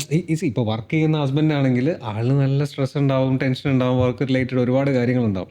ഇത് എന്താണെന്ന് അടുത്ത ആളിനെ ഭാര്യയ്ക്ക് പറഞ്ഞ് മനസ്സിലാക്കി കൊടുക്കാനുള്ള പറ്റുന്നില്ല. ഇല്ല. കാര്യം ഇനി ഞാൻ എന്നെ പറയുമ്പോൾ എന്റെ നിലവാരം താഴ്ന്നു പോകും, ഞാൻ പറയുമ്പോൾ അവൾ എന്തിനെ പറ്റി വിചാരിക്കും, ഈഗോ ആയി. അതെ, ഇതെല്ലാം കുറച്ചുകൂടെ അവിടെ ഒന്ന് തിരിച്ചറിവ്, രണ്ടത് പറഞ്ഞ് മനസ്സിലാക്കാനുള്ള കഴിവ്, അവിടെ കമ്മ്യൂണിക്കേഷൻ സ്കില്ലിന് ഭയങ്കര ഇമ്പോർട്ടൻ്റ് ആണ്. അപ്പുറത്ത് നിൽക്കുന്ന ആളിനും ആ ഒരു ഇത് വേണം, അയാൾ കേൾക്കാനുള്ള. അപ്പം എല്ലാവരും ഈ ഒരു സിസ്റ്റത്തിൽ ട്രെയിൻഡ് ആയിട്ട് വന്നു കഴിഞ്ഞാൽ തൗഫീഖ് മാത്യു ഒന്ന് ആലോചിച്ച് നോക്ക്, നമ്മുടെ സൊസൈറ്റി എന്ത് ബ്യൂട്ടിഫുൾ ആയിരിക്കും, എന്ത് പീസ്ഫുൾ ആൻഡ് കാം ആയിരിക്കും, എന്ത് അണ്ടർസ്റ്റാൻഡിങ് ആയിരിക്കും, എന്ത് എംപത്തറ്റിക് ആയിരിക്കും എന്നുള്ളതൊന്ന് ആലോചിച്ച് നോക്ക്. നമുക്ക് പലപ്പോഴും നമ്മുടെ പ്രശ്നങ്ങൾ ഇപ്പം മെൻ്റൽ ഹെൽത്തിലേക്ക് തിരിച്ചു വരികയാണെങ്കിൽ നമ്മൾ വളരെ systematically teaching and non teaching സ്റ്റാഫിനെ ട്രെയിൻ ചെയ്ത് നമ്മുടെ കൾച്ചറിൻ്റെ ഭാഗമാണ്. ഒരിക്കലും പറയാൻ പാടില്ല ആണുങ്ങൾ കരയാൻ പാടില്ല. ഓക്കെ, അതൊരു തെറ്റായ സാധനമാണ്. ആണുങ്ങളാണെങ്കിലും പെണ്ണുങ്ങളാണെങ്കിലും കരയേണ്ടപ്പം കരയണം അല്ലേ? അപ്പോൾ അതൊരു മനുഷ്യ സഹജമായ ഒരു വികാരമാണ്. അവിടെ നമ്മൾ പിടിച്ചു നിർത്തി കഴിഞ്ഞാൽ ചിലപ്പോൾ അത് പിന്നീട് ഒരു വോൾക്കാനോ പോലെ പൊട്ടിത്തെറിച്ച് വരുന്ന സാധ്യതയുള്ള സാധനമാണ്. അപ്പോൾ കരയേണ്ട സമയത്ത് കരയണം, ദേഷ്യം വരുന്ന സമയത്ത് ദേഷ്യം വരണം. നമുക്ക് ആരോടെങ്കിലും എന്തെങ്കിലും പറയണമെങ്കിൽ അത് പറയേണ്ട രീതിയിൽ പറയേണ്ട സമയത്ത് അവതരിപ്പിക്കേണ്ടതായ ഭാഷയിലൂടെ രീതിയിലൂടെ അവതരിപ്പിക്കാൻ പറ്റണം. അപ്പോൾ ഒരു സേഫ് സ്പേസ് അവിടെ ക്രിയേറ്റ് ചെയ്യുക എന്നുള്ളത് വളരെ ഇമ്പോർട്ടൻ്റ്. അതുപോലെ തന്നെ പേരൻസ്, കുടുംബത്തിലൊരു സ്ട്രെസ് ഉണ്ടെന്ന് സങ്കല്പിക്കുക. ലെറ്റ് ദ സ്കൂൾ നോ, സ്കൂളിനെ അറിയിക്കുക. അപ്പോൾ ഞങ്ങൾ ആ കുഞ്ഞിന് സ്കൂളിൽ ഒരു സ്പെഷ്യൽ സപ്പോർട്ട് സിസ്റ്റം കൊടുക്കും, ഒരു കെയർ കൊടുക്കും. ഇപ്പം വീട്ടിൽ അല്ലെങ്കിൽ ഒരു ഗസ്റ്റ് വന്നു, ഒരാഴ്ചയായിട്ട് ഗസ്റ്റാണ്, നിങ്ങൾക്ക് കൊച്ചിനെ ശ്രദ്ധിക്കാൻ പറ്റുന്നില്ല. അപ്പോൾ ആ കുഞ്ഞ് വളർന്നു വരുന്ന പ്രായത്തിൽ ഒരാഴ്ച ശ്രദ്ധ കിട്ടിയില്ലെന്ന് പറയുമ്പം ചിലപ്പോൾ അവൻ്റെ ഉള്ളിൽ അല്ലെ ആ മോളുടെ ഉള്ളിൽ ഒരു വലിവുണ്ടാവും, അല്ലെങ്കിൽ ഒരു സങ്കടം ഉണ്ടാവും. അപ്പം സ്കൂളിൽ വരുമ്പോൾ നമ്മൾ ടീച്ചേഴ്സ് ഇത് മനസ്സിലാക്കി ആ കുട്ടിയുടെ കൂടെ കൂടുതൽ സമയം ഇരുന്ന് ലഞ്ച് കഴിക്കുന്നു, വീട്ടിലെ വിശേഷങ്ങൾ ചോദിക്കുന്നു, നമ്മൾ കുറച്ച് കാര്യങ്ങളൊക്കെ അങ്ങോട്ടും ഇങ്ങോട്ടും പറയുന്നു. അപ്പോൾ ആ കുഞ്ഞിന് ഒരു ഫീലിംഗ് ഓഫ് ലവ്ഡ്, വാണ്ടഡ് വരുവാണ്, ഒരു ബിലോങ്ങിങ്, ഒരു സെൻസ് ഓഫ് ബിലോങ്ങിങ്നെസ് വരുവാണ്. ഇത് ആ കുട്ടി പഠിച്ചു കഴിഞ്ഞാൽ ആ കുട്ടിയുടെ ചുറ്റുമുള്ള സമൂഹത്തിലും ഇത് പ്രാക്ടീസ് ചെയ്യും. സോ ദാറ്റ് ഈസ് ബേസിക്കലി ഞങ്ങൾ മെൻ്റൽ ഹെൽത്തിന് ചെയ്യുന്നത്. ആൻഡ് സ്ട്രെസ്സ് പരമാവധി കുറയ്ക്കുക എന്നുള്ള നേരത്തെ ചോദിച്ച ചോദ്യമായിട്ട് ക്ലബ് ചെയ്ത് പറയുമ്പോൾ പല പേരൻസും ചോദിക്കും, നിങ്ങളുടെ ഈ സിസ്റ്റത്തിൽ പഠിച്ചു കഴിഞ്ഞാൽ നമ്മുടെ ഇന്നത്തെ ഈ ഹൈലി കോമ്പറ്റിറ്റീവ് വേൾഡിന് വേണ്ടി എങ്ങനെ പ്രിപ്പയർ ചെയ്യാം എന്നുള്ള ചോദ്യം പല പേരൻസും ചോദിക്കാറുണ്ട്. അപ്പം ഞാൻ പറയുന്നത് ഒരു 5ാം ക്ലാസ് വരെയൊന്നും ഇവരെ ഒരു കോമ്പറ്റീറ്റീവ് സ്പേസിൽ ഇടേണ്ട ആവശ്യമില്ല. അവരുടെ ഫൗണ്ടേഷൻ വളരെ സ്ട്രോങ് ആയിട്ട് ബിൽഡ് ചെയ്യുക, അവരുടെ ഈ മെൻ്റൽ ഹെൽത്ത് ബിൽഡ് ചെയ്യുക, അവരുടെ അക്കാഡമിക് ഫൗണ്ടേഷൻസ് കറക്റ്റായിട്ട് ബിൽഡ് ചെയ്യുക, അവരുടെ ബേസിക് ലൈഫ് സ്കിൽസ് ബിൽഡ് ചെയ്യുക. ഇത് കഴിഞ്ഞ് സ്ലോലി നമുക്ക് അവരെ ഓരോ കോമ്പറ്റീഷൻസിനോടൊക്കെ എക്സ്പോസ് ചെയ്യാം. എന്നിട്ട് ഡോക്ടറാകാൻ പോകേണ്ട ആൾ നീറ്റിന് വേണ്ടിയും കീമിന് വേണ്ടിയും അല്ലെങ്കിൽ കാറ്റിന് വേണ്ടിയും ഒക്കെ പ്രിപ്പയർ ചെയ്തോട്ടെ. 1ാം ക്ലാസ് തൊട്ടേ അവർ ഇതിനെ ട്രോമറ്റൈസ് ചെയ്യേണ്ട ആവശ്യമില്ല. ഈ ചൈൽഡ്ഹുഡ് ട്രോമയാണ് നമ്മൾ ആസ് അഡൽട്സ് നമ്മൾ കാണിക്കുന്നത് അല്ലേ? It will reflect in everything. ഇപ്പം ഞാൻ അതിനെക്കുറിച്ച് സംസാരിക്കാൻ ഒരു എക്സ്പേർട്ട് അല്ല, ഒരു സൈക്കാട്രിസ്റ്റിനോ ഒരു സൈക്കോളജിസ്റ്റിനോ ബെറ്ററായിട്ട് പറയാം. പക്ഷെ പലപ്പോഴും നമ്മുടെ അഡൽട്ട്ഹുഡിലെ നമ്മുടെ എല്ലാ ബിഹേവിയറൽ പാറ്റേൺസും നമ്മുടെ ചൈൽഡ്ഹുഡുമായിട്ട് കണക്റ്റഡ് ആണ്. അപ്പോൾ ആ ചൈൽഡ്ഹുഡിൽ നമ്മളിത് മാനേജ് ചെയ്യാൻ പഠിക്കുക എന്നുള്ളതാണ് what we do at the front school. എൻ്റെ സ്കൂളിൽ അല്ലെങ്കിൽ ഞങ്ങൾ പഠിച്ച പഴയ സിസ്റ്റം വെച്ച് നോക്കുകയാണെങ്കിൽ അവിടെ ഏറ്റവും വലിയൊരു ഇഷ്യൂ ആയിരുന്നു ബുള്ളിങ്. ലൈക്ക് മറ്റുള്ള കുട്ടികൾ നമ്മളെ വന്ന് ബുള്ളി ചെയ്യുന്നൊരു സാധനം. അപ്പം ഫ്രണ്ട് സ്കൂളിൽ അല്ലെങ്കിൽ ഈ എക്സ്പീരിയൻഷ്യൽ ലേണിംഗിൽ നിങ്ങൾ എടുക്കുന്ന മെഷേഴ്സ് എന്തൊക്കെയാണ്? ഈ ബുള്ളിങ് തടയാൻ വേണ്ടിയുള്ള മെഷേഴ്സ് എന്തൊക്കെയാണ്? ഇതിന് എക്സ്പീരിയൻഷ്യൽ ലേണിംഗുമായിട്ട് ഒരു കണക്ഷനൊന്നുമില്ല. എക്സ്പീരിയൻഷ്യൽ ലേണിംഗ് സിസ്റ്റത്തിൽ ബുള്ളിങ്ങിനെതിരായിട്ട് നമുക്ക് പിള്ളേരെ ട്രെയിൻ ചെയ്യാം, ട്രഡീഷണൽ സ്കൂളിങ്ങിലൊക്കെ ചെയ്യാം. അത് ആ സ്കൂളിന് അത് ചെയ്യാനുള്ളൊരു മനസ്സുണ്ടായിരിക്കണം എന്നുള്ളതേ ഉള്ളൂ. What we basically do is, ഞാൻ നേരത്തെ പറഞ്ഞ പോലെ ആ ഒരു കൾച്ചറാണ്. ഓക്കെ, നമ്മുടെ സ്കൂളിലെ കൾച്ചർ ഈസ് ബേസിക്കലി ഒരു ബുള്ളിങ് ഇല്ലാത്ത ഒരു കൾച്ചർ എല്ലാ ലെവലിലും ഉണ്ടാക്കിയെടുക്കുക എന്നുള്ളതാണ്. അപ്പം അത് ടീച്ചേഴ്സിൻ്റെ തമ്മിലുള്ള റിലേഷൻഷിപ്പിലായിക്കോട്ടെ. കാര്യം കുട്ടികൾ ഇതൊക്കെ ഒബ്സർവ് ചെയ്യും, അവരിതൊക്കെയാണ് അബ്സോർവ് ചെയ്യുന്നത്, ഒബ്സർവ് ചെയ്യാണ്. അപ്പോൾ എല്ലാ ലെവലിലും നമ്മൾ അവരെ ഓറിയൻറ്റ് ചെയ്ത് ട്രെയിൻ ചെയ്യുക. അഡൽട്ട്സിന്, teaching staff, non teaching staff, bullying പോലൊരു അങ്ങോട്ടും ഇങ്ങോട്ടും കളിയാക്കുക, അങ്ങനെ ഒരു കൾച്ചർ ഇല്ലാതെ കൊണ്ടുവരിക, ഒരു ഫ്രണ്ട്ലി ആയിട്ടുള്ള ഒരു അറ്റ്മോസ്ഫിയർ ബിൽഡ് ചെയ്യുക. അതിനോടൊപ്പം തന്നെ നമുക്ക് ഏജ് അപ്രോപ്രിയേറ്റ് ആയിട്ടുള്ള പല മോഡ്യൂൾസ് ഉണ്ട്. നമുക്ക് കുട്ടികൾക്ക് കുഞ്ഞായിരിക്കുമ്പോൾ തൊട്ട് ഇൻട്രൊഡ്യൂസ് ചെയ്യാനായിട്ട് വിഷ്വലി ഉള്ളതുണ്ട്, കിനസ്തെറ്റിക്കലി റോൾ പ്ലേസിലൂടെയും തിയേറ്ററിലൂടെയും ഡ്രാമാസിലൂടെയും നമ്മളിവരെ ബുള്ളിങ്ങിനെ കുറിച്ചുള്ള ഇൻട്രൊഡക്ഷൻസ് കൊടുക്കുന്നുണ്ട്. ബുള്ളീഡ് ആകുന്ന കുട്ടിക്ക് എന്താണ് ആ കുട്ടി അനുഭവിക്കുന്നതിനുള്ളതിൻ്റെ സെൻസിറ്റൈസേഷൻ കൊടുക്കുന്നുണ്ട്. പലപ്പോഴും ബുള്ളി ചെയ്യുന്നത് കോൺഫിഡൻ്റ് അല്ലാത്തവർ അവരുടെ കുറവുകളിനെ മറച്ചു വെക്കാൻ വേണ്ടിയാണ് പലപ്പോഴും ബുള്ളീസ് ഉണ്ടാവുന്നത്. അപ്പോൾ ഇത് അവരെ സെൻസിറ്റൈസ് ചെയ്യുമ്പോൾ പലപ്പോഴും ഞാനൊരു ബുള്ളിയാകാൻ പാടില്ല എന്നുള്ളൊരു ചിന്തയിലേക്ക് എത്തുകയും അവരുടെ പ്രോബ്ലംസ് എന്താണെന്ന് കോൺഫിഡൻ്റ്ലി ടീച്ചേഴ്സിനോട് ഡിസ്കസ് ചെയ്യാനുള്ളൊരു സ്പേസ് ഉള്ളിടത്ത് അവർക്കത് ഡിസ്കസ് ചെയ്യാനും പറ്റും. അവരൊന്നും കവറപ്പ് ചെയ്ത് വെക്കേണ്ട ആവശ്യമില്ല. ഈ കവറപ്പ് പ്രോസസ്സിലാണ് ഈ ബുള്ളീസ് ഉണ്ടായി വരുന്നത്. പിന്നെ എന്നിരുന്നാലും ഈ പ്രായത്തിൽ നമ്മൾ എത്രയൊക്കെ ശ്രമിച്ചാലും TV ചാനൽസിൽ നിന്നും മൂവീസിൽ നിന്നും വേറെ കുട്ടികളുമായിട്ടുള്ള ഇൻട്രാക്ഷനിൽ നിന്നും ഫാമിലി കൾച്ചറിൽ നിന്നും ഒക്കെ ഇവരിത് പിക്ക് ചെയ്യും. അപ്പം ഒരിക്കലും എനിക്ക് പറയാൻ പറ്റത്തില്ല ബുള്ളിങ് ഇല്ല എന്നുള്ളത്. ബുള്ളിങ് വരാറുണ്ട്. നമ്മൾ ആ കേസസ് കുട്ടികളെ ഐഡൻറ്റിഫൈ ചെയ്യും.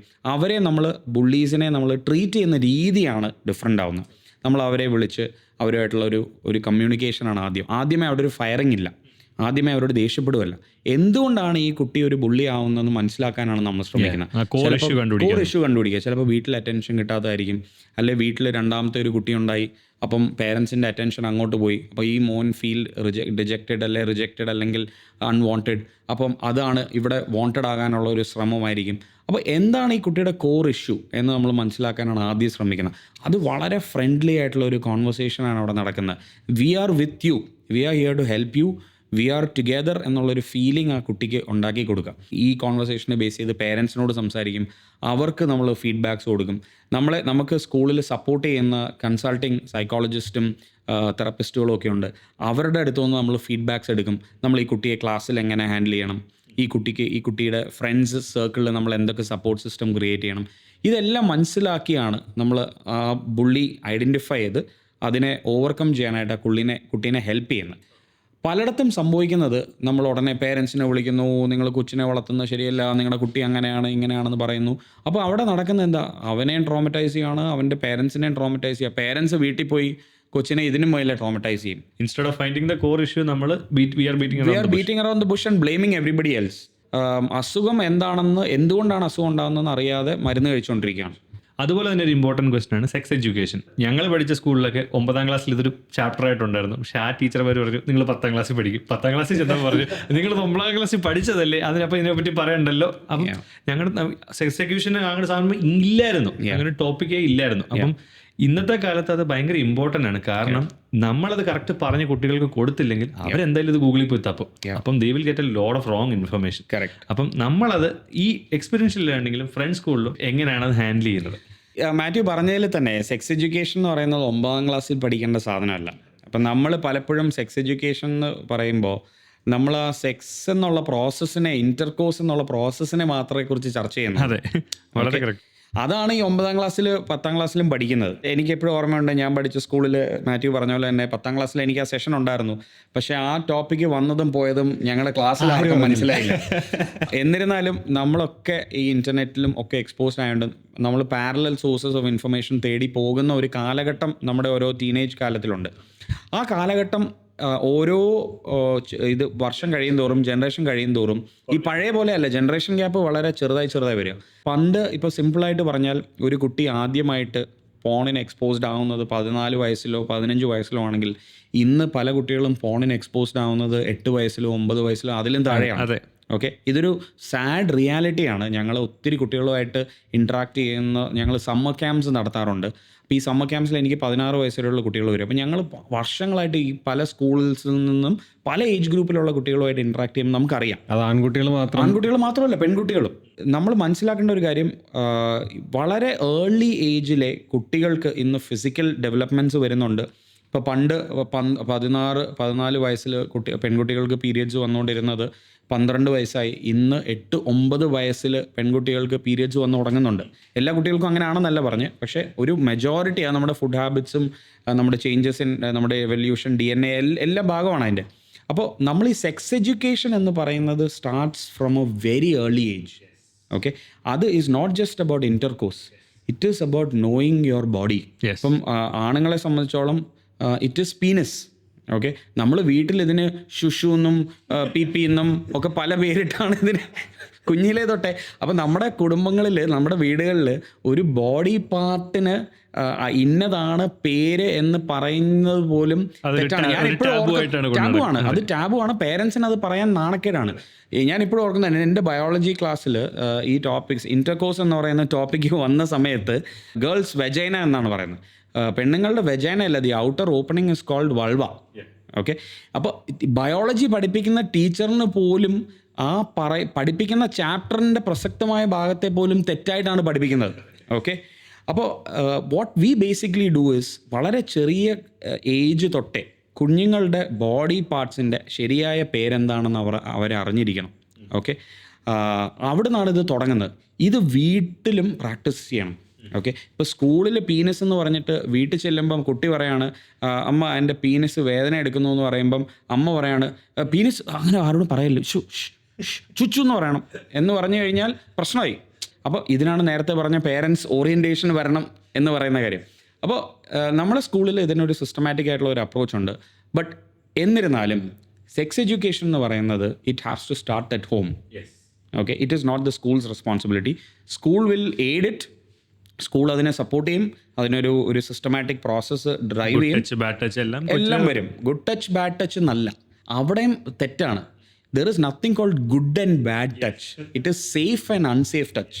അപ്പോൾ അവിടെ പക്ഷേ കൂടുതലും ഇപ്പോഴും പറയുന്നത് അതാണ് ഞാൻ പറഞ്ഞത്, അത് നേരത്തെ പറഞ്ഞ പോലെ, അതായത് നമ്മൾ പറയുന്ന നോമൻക്ലേച്ചർ എല്ലാം തെറ്റാ. ഇപ്പോൾ സേഫ് ആൻഡ് അൺസേഫ് ടച്ച്, ആരാണ് സേഫ് ആയിട്ടുള്ള ആളുകൾ, അവർക്ക് അത് ഐഡൻറ്റിഫൈ ചെയ്യാൻ പറ്റണം. ഇത് ഒരു പാർട്ട് ആൻഡ് പാർസലാണ്, രണ്ടുപേരും കൂടെ ഒന്നിച്ച് ജോയിൻ്റ് ആയിട്ട് ഒരു ടീമായിട്ട് ചെയ്തു പോകേണ്ട കാര്യങ്ങളാണ്.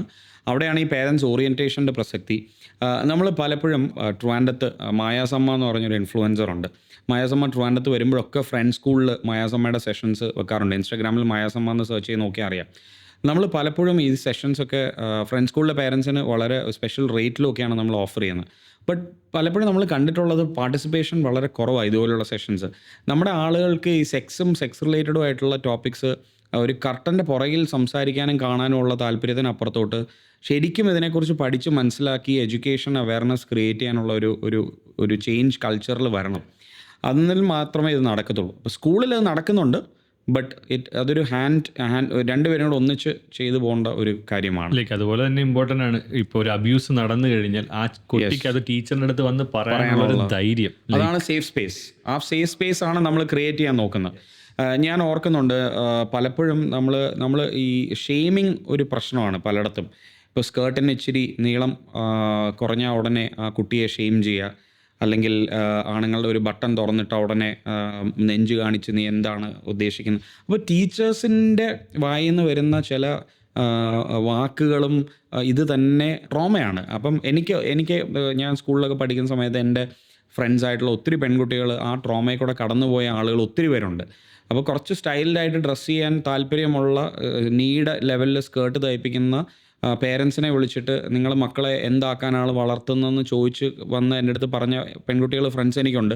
നേരെ മറിച്ച് സോക്സ് മുട്ട് വരെ വലിച്ചിട്ട് സ്കേർട്ട് ആംഗിൾ വരെ തയ്പ്പിക്കുന്ന പേരൻസിൻ്റെ പെൺകുട്ടികൾ മക്കൾ വളരെ നല്ലതാണെന്ന് ഡിഫൈൻ ചെയ്ത് എക്സാമ്പിൾ സെറ്റ് ചെയ്ത് കൊടുക്കുന്ന ഒരു കാലഘട്ടത്തിലാണ് നമ്മൾ ഇന്നും ജീവിക്കുന്നതെന്ന് പറയുന്നത് വളരെ അൺഫോർച്ചുനേറ്റ് ആണ്. അത് മാറണം. That is what we are trying to do. ഞങ്ങളുടെ യൂണിഫോം പോലും യൂണിസെക്സ് ആണ്, and it is very convenient for both boys and girls. ഇപ്പോൾ സിമ്പിളായിട്ട് പറഞ്ഞു കഴിഞ്ഞാൽ ഞാൻ വീട്ടിലും ചെയ്യണമെന്ന് പഠിപ്പിക്കണമെന്ന് പറയുന്നതിൻ്റെ ഒരു കാര്യം, പലപ്പോഴും ഇങ്ങനെയുള്ള കോൺവെർസേഷൻസ് കുട്ടികൾ വീട്ടിൽ ചോദിക്കുമ്പോൾ മാതാപിതാക്കൾ അതിനെ കട്ട് ചെയ്യാൻ ശ്രമിക്കരുത്. അതിനെ ദേ ഷുഡ് ആൻസർ ഇറ്റ്.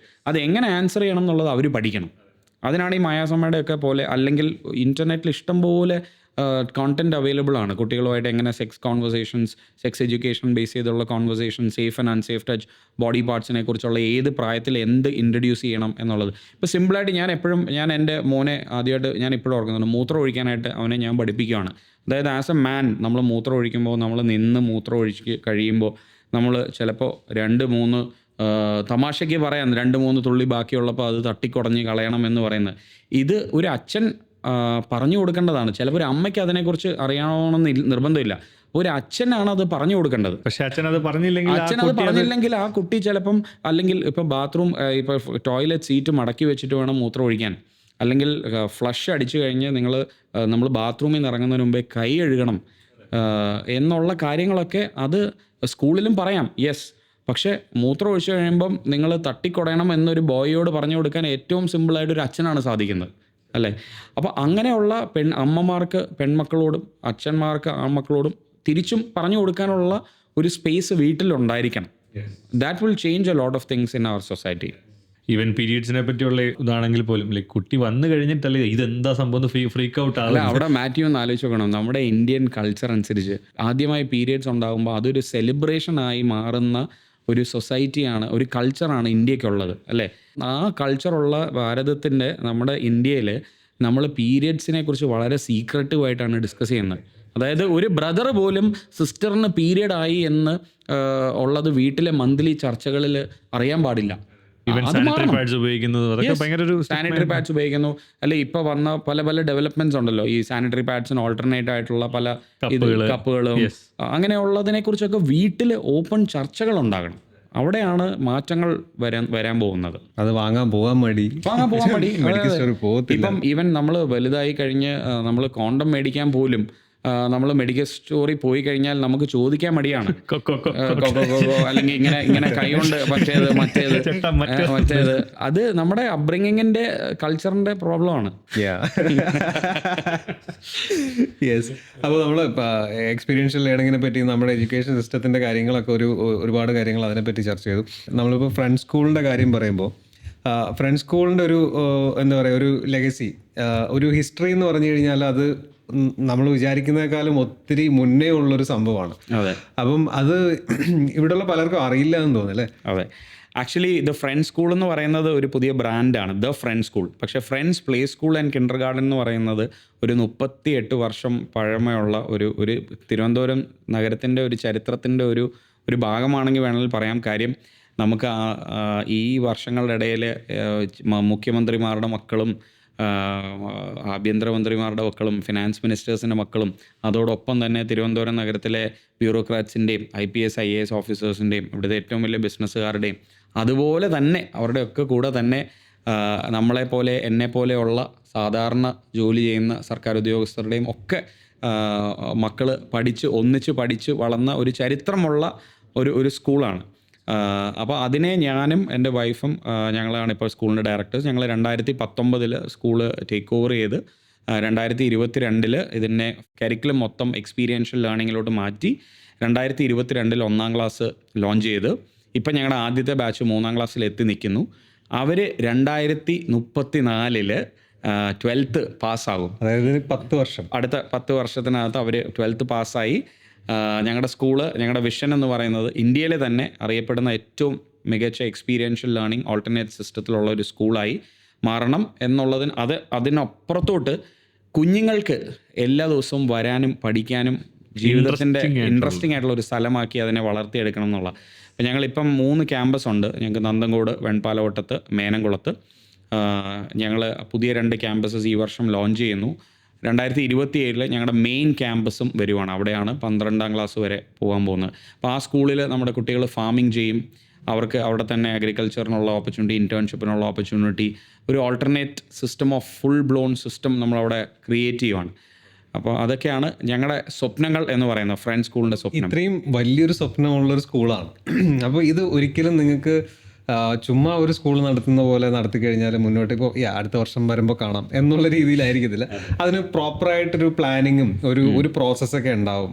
പുതുതായിട്ട് കുറച്ച് സിസ്റ്റംസ് കൊണ്ടുവന്നിട്ടുണ്ടാവും. അത് എങ്ങനെയാണ് നമ്മുടെ ബിസിനസ്സിനെ ഹെൽപ്പ് ചെയ്യുന്നത് മുന്നോട്ട് വളരാൻ വേണ്ടിയിട്ട്? ഡെഫിനറ്റ്ലി ഏതൊരു സംരംഭം പോലെയും എഡ്യൂക്കേഷനിലുള്ള ഒരു സംരംഭം എന്നുള്ള നിലയിൽ ദിസ് ഇസ് ഓൾസോ അതിനകത്ത് ബിസിനസ്സിൻ്റെ എലമെൻറ്റ്സ് ഉണ്ട്. അപ്പോൾ ഇതിൽ ശമ്പളം കൊടുക്കണം, ലോൺസ് ഉണ്ട്, വാടക കൊടുക്കേണ്ട സ്ഥലങ്ങളുണ്ട്. അപ്പം നമുക്കും ഇതിനകത്ത് വരവും ചെലവും ഒക്കെ നോക്കി കണ്ട് പോകണമെങ്കിൽ ഇത് നടത്തി മുന്നോട്ട് വിജയകരമായി ഞങ്ങളുടെ സ്വപ്നത്തിലേക്ക് എത്താൻ സാധിക്കത്തുള്ളൂ. അപ്പോൾ അവിടെ നമുക്ക് കുറേ പ്രോസസ്സസ് ഇല്ലെങ്കിൽ ഒരിക്കലും ഇത് നടത്താൻ സാധിക്കത്തില്ല. അപ്പോൾ നമ്മൾ ആ പ്രോസസ്സിനെ പലതായിട്ട് ഡിവൈഡ് ചെയ്തിട്ടുണ്ട്. നമുക്ക് അക്കാഡമിക് സൈഡിൽ കുറേ പ്രോസസ്സസ് ഉണ്ട്.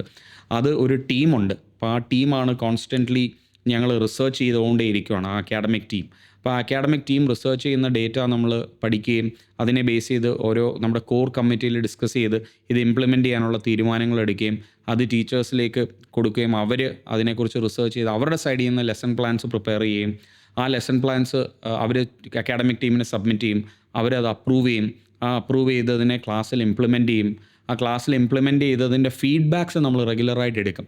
അതായത് നമ്മൾ ഒരിക്കലും വിശ്വസിക്കുന്നില്ല നമ്മൾ ചെയ്യുന്നതെല്ലാം ഏറ്റവും ബെസ്റ്റാണെന്ന്. We are in a journey of in pursuit of excellence ആണ്. അപ്പം അതിൽ പോരായ്മകളുണ്ട്, കുറവുകളുണ്ട്, തെറ്റുകളുണ്ട്. അപ്പോൾ ഞങ്ങൾ 3ആയിട്ട് ഡിവൈഡ് ചെയ്തിട്ടുണ്ട്. നന്നായിട്ട് ചെയ്തുകൊണ്ടിരിക്കുന്ന എന്തൊക്കെ കാര്യങ്ങൾ നമുക്ക് ഇനി ഇമ്പ്രൂവ് ചെയ്യാം, നമ്മൾ ചെയ്തുകൊണ്ടിരിക്കുന്ന കാര്യങ്ങളിൽ തെറ്റായിട്ടുള്ളത് ഇമ്മീഡിയറ്റ് ആയിട്ട് കറക്റ്റ് ചെയ്യേണ്ട കാര്യങ്ങൾ എന്തൊക്കെ, നമ്മൾ ചെയ്യേണ്ടതായിട്ടുള്ളത് ചെയ്യാതിരിക്കുന്ന കാര്യങ്ങൾ എന്തൊക്കെയാണ്, അത് നമുക്ക് ചെയ്തു തുടങ്ങണം. അപ്പോൾ അങ്ങനെ 3 ബക്കറ്റ് ലിസ്റ്റിൽ നമ്മൾ ഓരോ കാര്യങ്ങളും അക്കാഡമിക് സൈഡിൽ. അപ്പോൾ ഇത് constant feedback between academic team and teachers എപ്പോഴും നടന്നുകൊണ്ടിരിക്കുക. ഇതൊരു ഭയങ്കര റിസർച്ചാണ്. It's a huge task. That is what we believe will help us excel. ഇതിൻ്റെ അഡ്മിനിസ്ട്രേറ്റീവ് സൈഡിൽ നമുക്ക് കുറേ പ്രോസസ്സസും സിസ്റ്റംസും ഉണ്ട്. ഞങ്ങളിപ്പം ഒരു വലിയ ERP ഇംപ്ലിമെൻ്റ് ചെയ്തൊരു സ്കൂളല്ല ഞങ്ങൾ, പക്ഷേ ERP ഇംപ്ലിമെൻറ്റേഷനിലോട്ട് കടക്കുന്ന ഒരു സ്റ്റേജിലുള്ള ഒരു സ്കൂളാണ്. കാര്യം ERP നമുക്കിപ്പോൾ 3 ബ്രാഞ്ചായി, 150 കുട്ടികളായി. അപ്പോൾ നമ്മൾ ഒബ്വിയസ്ലി ഒരു സിസ്റ്റം ഡ്രിവൺ ആയിട്ട് ഇനി മുന്നോട്ട് ടെക്നോളജി എയ്ഡഡ് ആയിട്ട് പോയില്ലെങ്കിൽ നമുക്ക് ബാക്ക് എൻഡിൽ ഇതിൻ്റെ അഡ്മിനിസ്ട്രേഷൻ സൈഡിൽ ഒത്തിരി ചാലഞ്ചസ് ഉണ്ടാകും. അപ്പോൾ അങ്ങനെയുള്ള സിസ്റ്റംസ് നമ്മൾ തന്നെ ഗ്രൗണ്ട്സ് അപ്പ് ആയിട്ട് ഡെവലപ്പ് ചെയ്യാനുള്ള റിസർച്ച് നമ്മൾ ചെയ്തുകൊണ്ടിരിക്കുക. നമുക്ക് ഔട്ട് ഓഫ് ദ ബോക്സ് ഉള്ള ഒരു റെഡി ടു ടേക്ക് ഒരു മാർക്കറ്റിൽ നിന്ന് ഒരു സിസ്റ്റം മേടിക്കണോ, വൈറ്റ് ലേബിൾ ചെയ്ത് എടുക്കണോ, അതോ നമ്മൾ തന്നെ ബിൽഡ് ചെയ്യണോ എന്നുള്ള പ്രോസസ്സസ് നമ്മൾ മാപ്പ് ചെയ്തുകൊണ്ടിരിക്കുന്നു. അപ്പോൾ ERP ഇംപ്ലിമെൻറ്റേഷൻ നമ്മൾ ഉടനെ ചെയ്യാൻ പ്ലാൻ ചെയ്യുന്നു. ബാക്ക് എൻഡിൽ ഫിനാൻഷ്യൽ മാനേജ്മെൻറ്റ് സിസ്റ്റംസ് ഉണ്ട്. നമുക്കൊരു അഡ്മിനിസ്ട്രേറ്റീവ് ടീമുണ്ട്. അവർക്ക് SOPs ഡിഫൈൻ ചെയ്തിട്ടുണ്ട്. അപ്പോൾ അതിൽ SOP സ്റ്റാൻഡേർഡ് ഓപ്പറേറ്റിംഗ് പ്രൊസീജിയേഴ്സ്. അപ്പോൾ അതിൽ എന്താണ് ഒരാൾ ഇപ്പോൾ ജോയിനിങ് സൈഡിൽ HR സൈഡിലുള്ള പ്രോസസ്സസ്, അക്കാഡമിക് സൈഡിലുള്ള പ്രോസസ്സസ്, ഒരു ബ്രാഞ്ച് ഓപ്പൺ ചെയ്യുമ്പോൾ ഉള്ള പ്രോസസ്സസ്, നമ്മുടെ ബ്രാൻഡ് റിലേറ്റഡ് ആയിട്ട് ബ്രാൻഡ് ഗൈഡ് ലൈൻസ് ഉണ്ട്.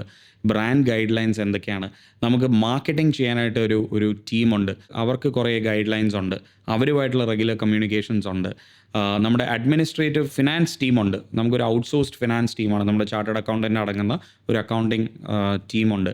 അപ്പോൾ അവരുമായിട്ടുള്ള പ്രോസസ്സസ് ഉണ്ട്. എന്തൊക്കെ അപ്രൂവൽ ലെവൽസ്, പല കാര്യങ്ങളും നമുക്ക് മോണിറ്റർ ചെയ്യാനായിട്ടുള്ള റിപ്പോർട്ട്സ്. അപ്പോൾ അങ്ങനെ ഒരു സ്മോൾ ടു മീഡിയം സൈസ് ഓർഗനൈസേഷന് വേണ്ട എല്ലാ സിസ്റ്റംസും ഇംപ്ലിമെൻ്റ് ചെയ്തുകൊണ്ടിരിക്കുന്ന ഒരു സമയത്താണ്. ഇപ്പം ഞാനൊരു ബിസിനസ് കൺസൾട്ടൻറ്റും കൂടെയാണ്. എൻ്റെ കരിയറിൽ ഞാൻ തുടങ്ങിയത് ഒരു ബിസിനസ് അനലിസ്റ്റായിട്ടും ഒരു ബിസിനസ് കൺസൾട്ടൻ്റായിട്ടുമായിരുന്നു. ഞാൻ മൾട്ടിനാഷണൽസിൽ വർക്ക് ചെയ്തതൊക്കെ. അപ്പോൾ ആ എക്സ്പീരിയൻസ് ഞാൻ മറ്റുള്ള കമ്പനീസിൽ ഇപ്പോഴും കൺസൾട്ടിങ്ങിൽ കൊടുക്കുമ്പം എൻ്റെ സ്കൂളിലും ഞാനത് കൊണ്ടുവരാൻ നോക്കുകയാണ്. അപ്പം നമ്മളൊരു ചെറിയ കമ്പനിയിൽ നിന്നും ഒരു വലിയ കമ്പനിയായി വളരണമെങ്കിൽ, അല്ലെങ്കിൽ ഒരു വലിയ ഇൻസ്റ്റിറ്റ്യൂഷനായി മാറണമെങ്കിൽ സ്റ്റാൻഡേർഡൈസ്ഡ് പ്രോസസ്സസ് കൊണ്ടുവന്നാലേ പറ്റത്തുള്ളൂ. അപ്പോൾ അത് നമുക്ക് ചിലപ്പം വേറൊരു സ്കൂളിൽ വർക്ക് ചെയ്യുന്ന പ്രോസസ്സ് നമുക്ക് എടുത്ത് ഇംപ്ലിമെൻ്റ് ചെയ്യാൻ സാധിക്കത്തില്ല. അപ്പോൾ നമ്മൾ നമ്മുടേതായിട്ടുള്ള പ്രോസസ്സസ് കണ്ടെത്തണം, മാർക്കറ്റിലുള്ള പ്രാക്ടീസസിനെ കുറിച്ച് പഠിക്കണം, അതിനെ എങ്ങനെ ട്വീക്ക് ചെയ്യണമെന്നും നമ്മുടേതായിട്ടുള്ള പ്രോസസ്സും ബിൽഡ് ചെയ്ത് നമ്മുടെ ഓൺ സിസ്റ്റംസ് കൊണ്ടുവരണം. നമുക്ക് എവിടെയൊക്കെ ടെക്നോളജി വേണം, എവിടെയൊക്കെ ഹ്യൂമൻസ് വേണം, എവിടെയൊക്കെയാണ് പോയിൻറ്റ്സ് ഓഫ് ഇൻ്റർവെൻഷൻസ് എന്ന് മനസ്സിലാക്കി, ഇതൊക്കെ ഒരു ബിസിനസ് കൺസൾട്ടൻറ്റിൻ്റെ ജോലിയാണ്. അപ്പോൾ അങ്ങനെ അത് വളരെ സിസ്റ്റമാറ്റിക്കലി ഡിസിപ്ലിൻഡ് ആയിട്ട് ഇതിനെ ഇംപ്ലിമെൻ്റ് ചെയ്ത് അതിനെ എൻഫോഴ്സ് ചെയ്ത് കൊണ്ടുപോകാൻ സാധിക്കുന്നില്ലെങ്കിൽ നമുക്ക് ഒരിക്കലും സ്കെയിൽ ചെയ്യാൻ പറ്റത്തില്ല. ഇതാണ് പലപ്പോഴും ഒരു സ്കെയിൽഡ് അപ്പ് ആയിട്ടുള്ള ഒരു ബിസിനസ്സും ഒരു വളരെ സ്മോൾ സ്കെയിലിൽ ഓപ്പറേറ്റ് ചെയ്യുന്ന ബിസിനസ്സും തമ്മിലുള്ള ഒരു വലിയ വ്യത്യാസം. അപ്പം ഇപ്പോൾ KFC ആയിരക്കണക്കിന് ഫ്രാഞ്ചൈസീസ് കൊടുത്ത് ഒരേ ടേസ്റ്റ് ക്വാളിറ്റി മെയിൻറ്റെയിൻ ചെയ്യാൻ പറ്റുന്ന ഇസ് ബിക്കോസ് ഓഫ് SOPs. അപ്പം ആ SOP ഇല്ലാതെ നമുക്ക് ഒരിക്കലും അങ്ങനെ സ്കെയിലപ്പ് ചെയ്യാൻ പറ്റില്ല. അപ്പോൾ അവിടെയാണ് നമ്മളും ആ യാത്രയിലാണ്. We are not looking at ആയിരക്കണക്കിന് ബ്രാഞ്ച്, ബട്ട് ഞങ്ങൾക്ക് ഓരോ ക്യാമ്പസിലും ഉള്ള എക്സ്പീരിയൻസ് യുണീക്ക് ആയിരിക്കണം. എന്നിരുന്നാലും ഞങ്ങളുടെ ബ്രാൻഡിൻ്റെ സ്റ്റാൻഡേർഡ്സ് പോകാൻ പാടില്ല. ബട്ട് അവിടെ common experience, the same experience കിട്ടണം എന്നുള്ളതുകൊണ്ട്. അപ്പം ഇതിൻ്റെ ഒരു മാർക്കറ്റിംഗ് സൈഡും ഉണ്ടാവും. എല്ലാ ബിസിനസ്സിനും മാർക്കറ്റിംഗ് അല്ലെങ്കിൽ അതിൻ്റെ അത് ഭയങ്കര ഇമ്പോർട്ടൻ്റ് ആയിട്ടുള്ളൊരു സംഭവമാണ്. അപ്പം നമ്മുടെ ഈ ഒരു ബിസിനസ്സിനെ എങ്ങനെയാണ് ഈ മാർക്കറ്റിംഗ് സൈഡ് ഹാൻഡിൽ ചെയ്യുക? മാർക്കറ്റിംഗ് നമ്മളെ സംബന്ധിച്ചോളം ഭയങ്കര ഇമ്പോർട്ടൻ്റ് ആണ്. കാര്യം എന്താണെന്ന് പറഞ്ഞാൽ ഞങ്ങളൊരു ഓൾട്ടർനേറ്റ് സ്പേസിൽ വർക്ക് ചെയ്യുന്ന സ്കൂളാണല്ലോ, ഒരു സാധാരണ സ്കൂളല്ല. അപ്പോൾ ആദ്യം it starts from creating awareness. അപ്പോൾ ഞങ്ങൾ ക്യാമ്പയിൻസ് തന്നെ പലതായിട്ടാണ് ഡിസൈൻ ചെയ്തേക്കുന്നത്. അവയർനെസ് ക്യാമ്പയിൻസ് ഉണ്ട്. അപ്പോൾ അവയർനെസ് ക്യാമ്പയിൻസിൽ നമ്മൾ ഫോക്കസ് ചെയ്യുന്നത് പേരൻസിന് എന്താണ് എക്സ്പീരിയൻഷ്യൽ ലേണിംഗ് എന്നും എക്സ്പീരിയൻഷ്യൽ ലേണിങ്ങിൻ്റെ അഡ്വാൻറ്റേജസ് എന്താണെന്നും ഈ മാറുന്ന കാലഘട്ടത്തിന് നിങ്ങൾ ട്രഡീഷണൽ സ്കൂളിൽ നിന്ന് കിട്ടുന്ന സ്കിൽസും എക്സ്പീരിയൻഷ്യൽ ലേണിംഗ് പോലൊരു സ്കൂളിൽ നിന്ന് എക്യുപ്പ് ചെയ്യേണ്ട സ്കിൽസും തമ്മിലുള്ള അഡ്വാൻറ്റേജസിൻ്റെ ഒരു കമ്പാരിസൺ, ഇതൊക്കെ വെച്ചിട്ടാണ് നമ്മൾ അവയർനെസ് ക്യാമ്പയിൻസ് ഡിസൈൻ ചെയ്യുന്നത്. രണ്ട്, നമ്മൾ ഒബ്വിയസ്ലി വളരെ ലീഡ് ഫോക്കസ്ഡ് ആയിട്ടുള്ള ക്യാമ്പയിൻസ് ചെയ്യാറുണ്ട്. കാര്യം നമുക്ക് ആസ് എ ഗ്രോയിങ് സ്കൂൾ നമുക്ക് കൂടുതൽ അഡ്മിഷൻസ് വന്നാലേ നമുക്കും സസ്റ്റെയിൻ ചെയ്യാൻ പറ്റത്തുള്ളൂ. എന്നിരുന്നാലും നമ്മൾ 15 മുകളിലോട്ട് ഒരു ക്ലാസ്സിൽ അഡ്മിഷൻ എടുക്കത്തില്ല. ത്രൂ ഔട്ട് ദ ഇയർ നമ്മൾ ഓരോ ഫെസ്റ്റിവൽ അനുസരിച്ച്, നമ്മൾ ഇപ്പം വിദ്യാരംഭം വരുന്ന സമയമാണ്, അപ്പോൾ നമ്മൾ പേരൻസിന് ഏറ്റവും മനസ്സിലാകുന്ന രീതിയിൽ നമ്മുടെ സ്കൂളിൻ്റെ വിഷ്വൽസും കുട്ടികൾ പഠിക്കുന്നതിനെക്കുറിച്ചുള്ള വിഷ്വൽസും ഒക്കെ അട്രാക്റ്റീവായിട്ട് അവരുടെ ഇമോഷൻസിനെയും അവരുടെ കീ ഫാക്ടേഴ്സിനെയും ക്യാപ്ചർ ചെയ്യുന്ന എസൻസ് ഉള്ള വീഡിയോസ് നമ്മൾ ഇറക്കാൻ നോക്കും.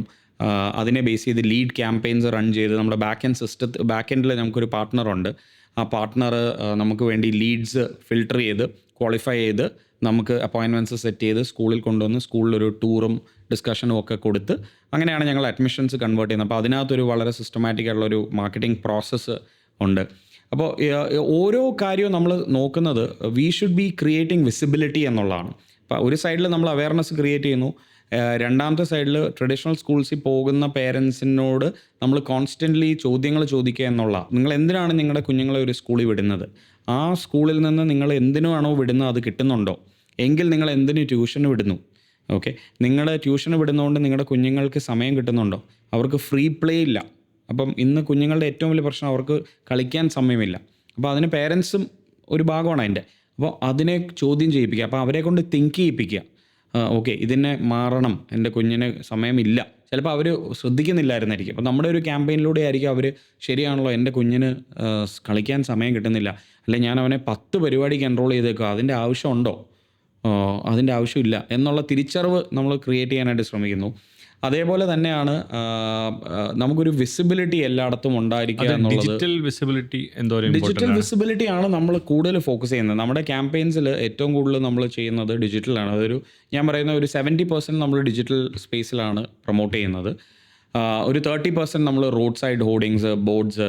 ഞങ്ങൾ ലുലുവിൽ ലുലുവിൽ ചിൽഡ്രൻസ് കാർണിവൽ എന്ന് പറഞ്ഞ് ഫസ്റ്റ് ടൈമാണ് അത്രയും വലിയൊരു മെഗാ ഇവൻറ്റ് നമ്മൾ ചെയ്തത്. നമ്മൾ സ്കൂളിൽ പ്ലേ ഡേറ്റ്സ് എന്ന് പറഞ്ഞ് മന്ത്ലി വൺസ് കുഞ്ഞുങ്ങൾക്ക് 2 to 6 years ഉള്ള കുട്ടികൾക്ക് വന്ന് കളിച്ച് ഒരു fun experience, at the same time പേരൻസിന് നമ്മുടെ സിസ്റ്റം മനസ്സിലാക്കാനുള്ള ഒരു പ്രോഗ്രാമായിട്ട് നടത്താറുണ്ട്. സ്റ്റോറി ടെല്ലിംഗ് സെഷൻസ് നടത്താറുണ്ട്. അപ്പോൾ ഇതൊക്കെ നമ്മുടെ മാർക്കറ്റിങ്ങിൻ്റെ, നമ്മൾ എപ്പോഴും ചിന്തിക്കുന്നത് എങ്ങനെ, how can we stand out from other schools in marketing. ഞങ്ങളുടെ ഒരു ക്യാമ്പയിൻ വളരെ ഹിറ്റായതായിരുന്നു, ദർ ഇസ് നോ ചാക്കോ മാഷ് ഇൻ അവർ സ്കൂൾ എന്ന് പറഞ്ഞ് ഞങ്ങളുടെ ഒരു ക്യാമ്പയിൻ ഭയങ്കര ഹിറ്റായി. ഇപ്പോൾ മിഡിൽ ഈസ്റ്റിൽ നിന്നൊക്കെ എനിക്ക് ഈ മാർക്കറ്റിംഗ് ബ്ലോഗ്സിലും ഗ്രൂപ്പ്സിലും ഒക്കെ ഇതൊരു ചർച്ചയായി മാറി. എനിക്ക് കുറേ പേര് മിഡിൽ ഈസ്റ്റിൽ നിന്നൊക്കെ എന്നെ വിളിച്ച് അപ്രീഷിയേറ്റ് ചെയ്തു. അത് ക്യാമ്പയിൻ നടത്തിയ അവരെയും ഭയങ്കരമായിട്ട് അപ്രീഷിയേറ്റ് ചെയ്തു. അപ്പോൾ we always try to do something very different and also do very unique events which will give an idea of what the school and the methodology is. അതാണ് നമ്മൾ മാർക്കറ്റിങ്ങിൽ കൂടുതൽ ശ്രദ്ധിക്കുന്നത്. ആൻഡ് പഴയ പോലെ അല്ല, മാർക്കറ്റിംഗ് ഇല്ലാതെ ഒരു സ്കൂളിന് സർവൈവ് ചെയ്യാൻ പറ്റത്തില്ല. സ്കൂളെന്നല്ല, എല്ലാ ബിസിനസ്സിനും ഒരു ബിസിനസ്സിനും സർവൈവ് ചെയ്യാൻ പറ്റില്ല. പക്ഷേ എസ്പെഷ്യലി ഇതുപോലൊരു വേറിട്ട കാറ്റഗറിയിൽ നിൽക്കുന്ന സ്കൂളിന് മാർക്കറ്റിംഗ് ഇല്ലാതെ. അപ്പോൾ നമ്മുടെ സ്കൂളിനകത്ത് എന്താണ് നടക്കുന്നതെന്നുള്ളത് പുറം ലോകം അറിഞ്ഞാൽ മാത്രമേ ഇവർ വരത്തുള്ളൂ. അപ്പോൾ അറിയിക്കാനായിട്ട് ഏറ്റവും വലിയ മാധ്യമം എന്ന് പറയുന്നത് ഇന്ന് സോഷ്യൽ മീഡിയയാണ്. ആൻഡ് ആ സോഷ്യൽ മീഡിയയിൽ നമുക്ക് എന്തൊക്കെ ചെയ്യാൻ പറ്റുമോ അതെല്ലാം നമ്മളൊരു കൺസൾട്ടൻറ്റ് കമ്പനിയുണ്ട്. കാര്യം ഞങ്ങൾക്ക് അതിനകത്ത് എക്സ്പെർട്ടീസ് ഇല്ല. അപ്പോൾ അവരുമായിട്ട് ചേർന്ന് ടെക്നോ പാർക്ക് ബേസ് ചെയ്തുള്ള ഒരു കമ്പനിയായിട്ട് ചേർന്നിട്ടാണ് നമ്മളത് വർക്ക് ചെയ്യുന്നത്. So marketing is definitely very very important for any business and obviously for the school also. Okay, നമ്മൾ ഒത്തിരി കാര്യങ്ങൾ ചർച്ച ചെയ്തു. എക്സ്പീരിയൻഷ്യൽ ലേണിങ്ങിനെ പറ്റിയും അതായത് എഡ്യൂക്കേഷൻ സിസ്റ്റത്തിനെ പറ്റിയും കാര്യങ്ങളൊക്കെ പറഞ്ഞു. അപ്പോൾ അത് ഒത്തിരി കാര്യങ്ങൾ നമുക്ക് എല്ലാവർക്കും മനസ്സിലായി. അപ്പോൾ അതുപോലെ തന്നെ നമ്മുടെ ഫ്രണ്ട് സ്കൂള് ബാക്കിയുള്ള സ്കൂളിൽ നിന്നും എങ്ങനെയാണ് വേറിട്ട് നിൽക്കുന്നതെന്നും അതിൽ മുന്നോട്ടുള്ള വിഷൻ ഇനി 10 വർഷത്തിൽ എന്താകണമെന്നുള്ള കറക്റ്റായിട്ടുള്ള ഒരു പിക്ചറുമാണ് ഇവിടെ നമുക്ക് കിട്ടിയത്. Yes, thank you George. Thank you. നിങ്ങൾക്ക് രണ്ടുപേർക്കും സ്പെഷ്യൽ താങ്ക് യു. കാര്യം ഇങ്ങനെ ഒരു പ്ലാറ്റ്ഫോമിലേക്ക് എന്നെ വിളിക്കാനും എനിക്ക് ഇത്രയും സമയം നിങ്ങളുടെ കൂടെ ചിലവഴിക്കാനും ഞങ്ങൾ എന്ത് മാറ്റമാണ് ഇവിടെ കൊണ്ടുവരാൻ ശ്രമിക്കുന്നതെന്നുള്ളതിനെക്കുറിച്ച് നിങ്ങളെയും അവയർനെസ് ക്രിയേറ്റ് ചെയ്യാനും ചർച്ച ചെയ്യാനും ഒക്കെ സാധിച്ചതിൽ എനിക്കും ഒത്തിരി സന്തോഷമുണ്ട്. അപ്പോൾ big thank you to Mathew and Thoufeeq. And എനിക്ക് ഫ്രണ്ട് സ്കൂൾ മാത്രമല്ല, ഞാൻ എപ്പോഴും ആഗ്രഹിക്കുന്നത് ഫ്രണ്ട് സ്കൂൾ പോലെയുള്ള പുതിയ സ്കൂളുകൾ കുറേ വരണം. കാര്യം ഒരു മാറ്റം വരണമെന്നാണ് ഞാൻ ആഗ്രഹിക്കുന്നത്. I am trying to be part of a change and I want revolutionise the way children learn.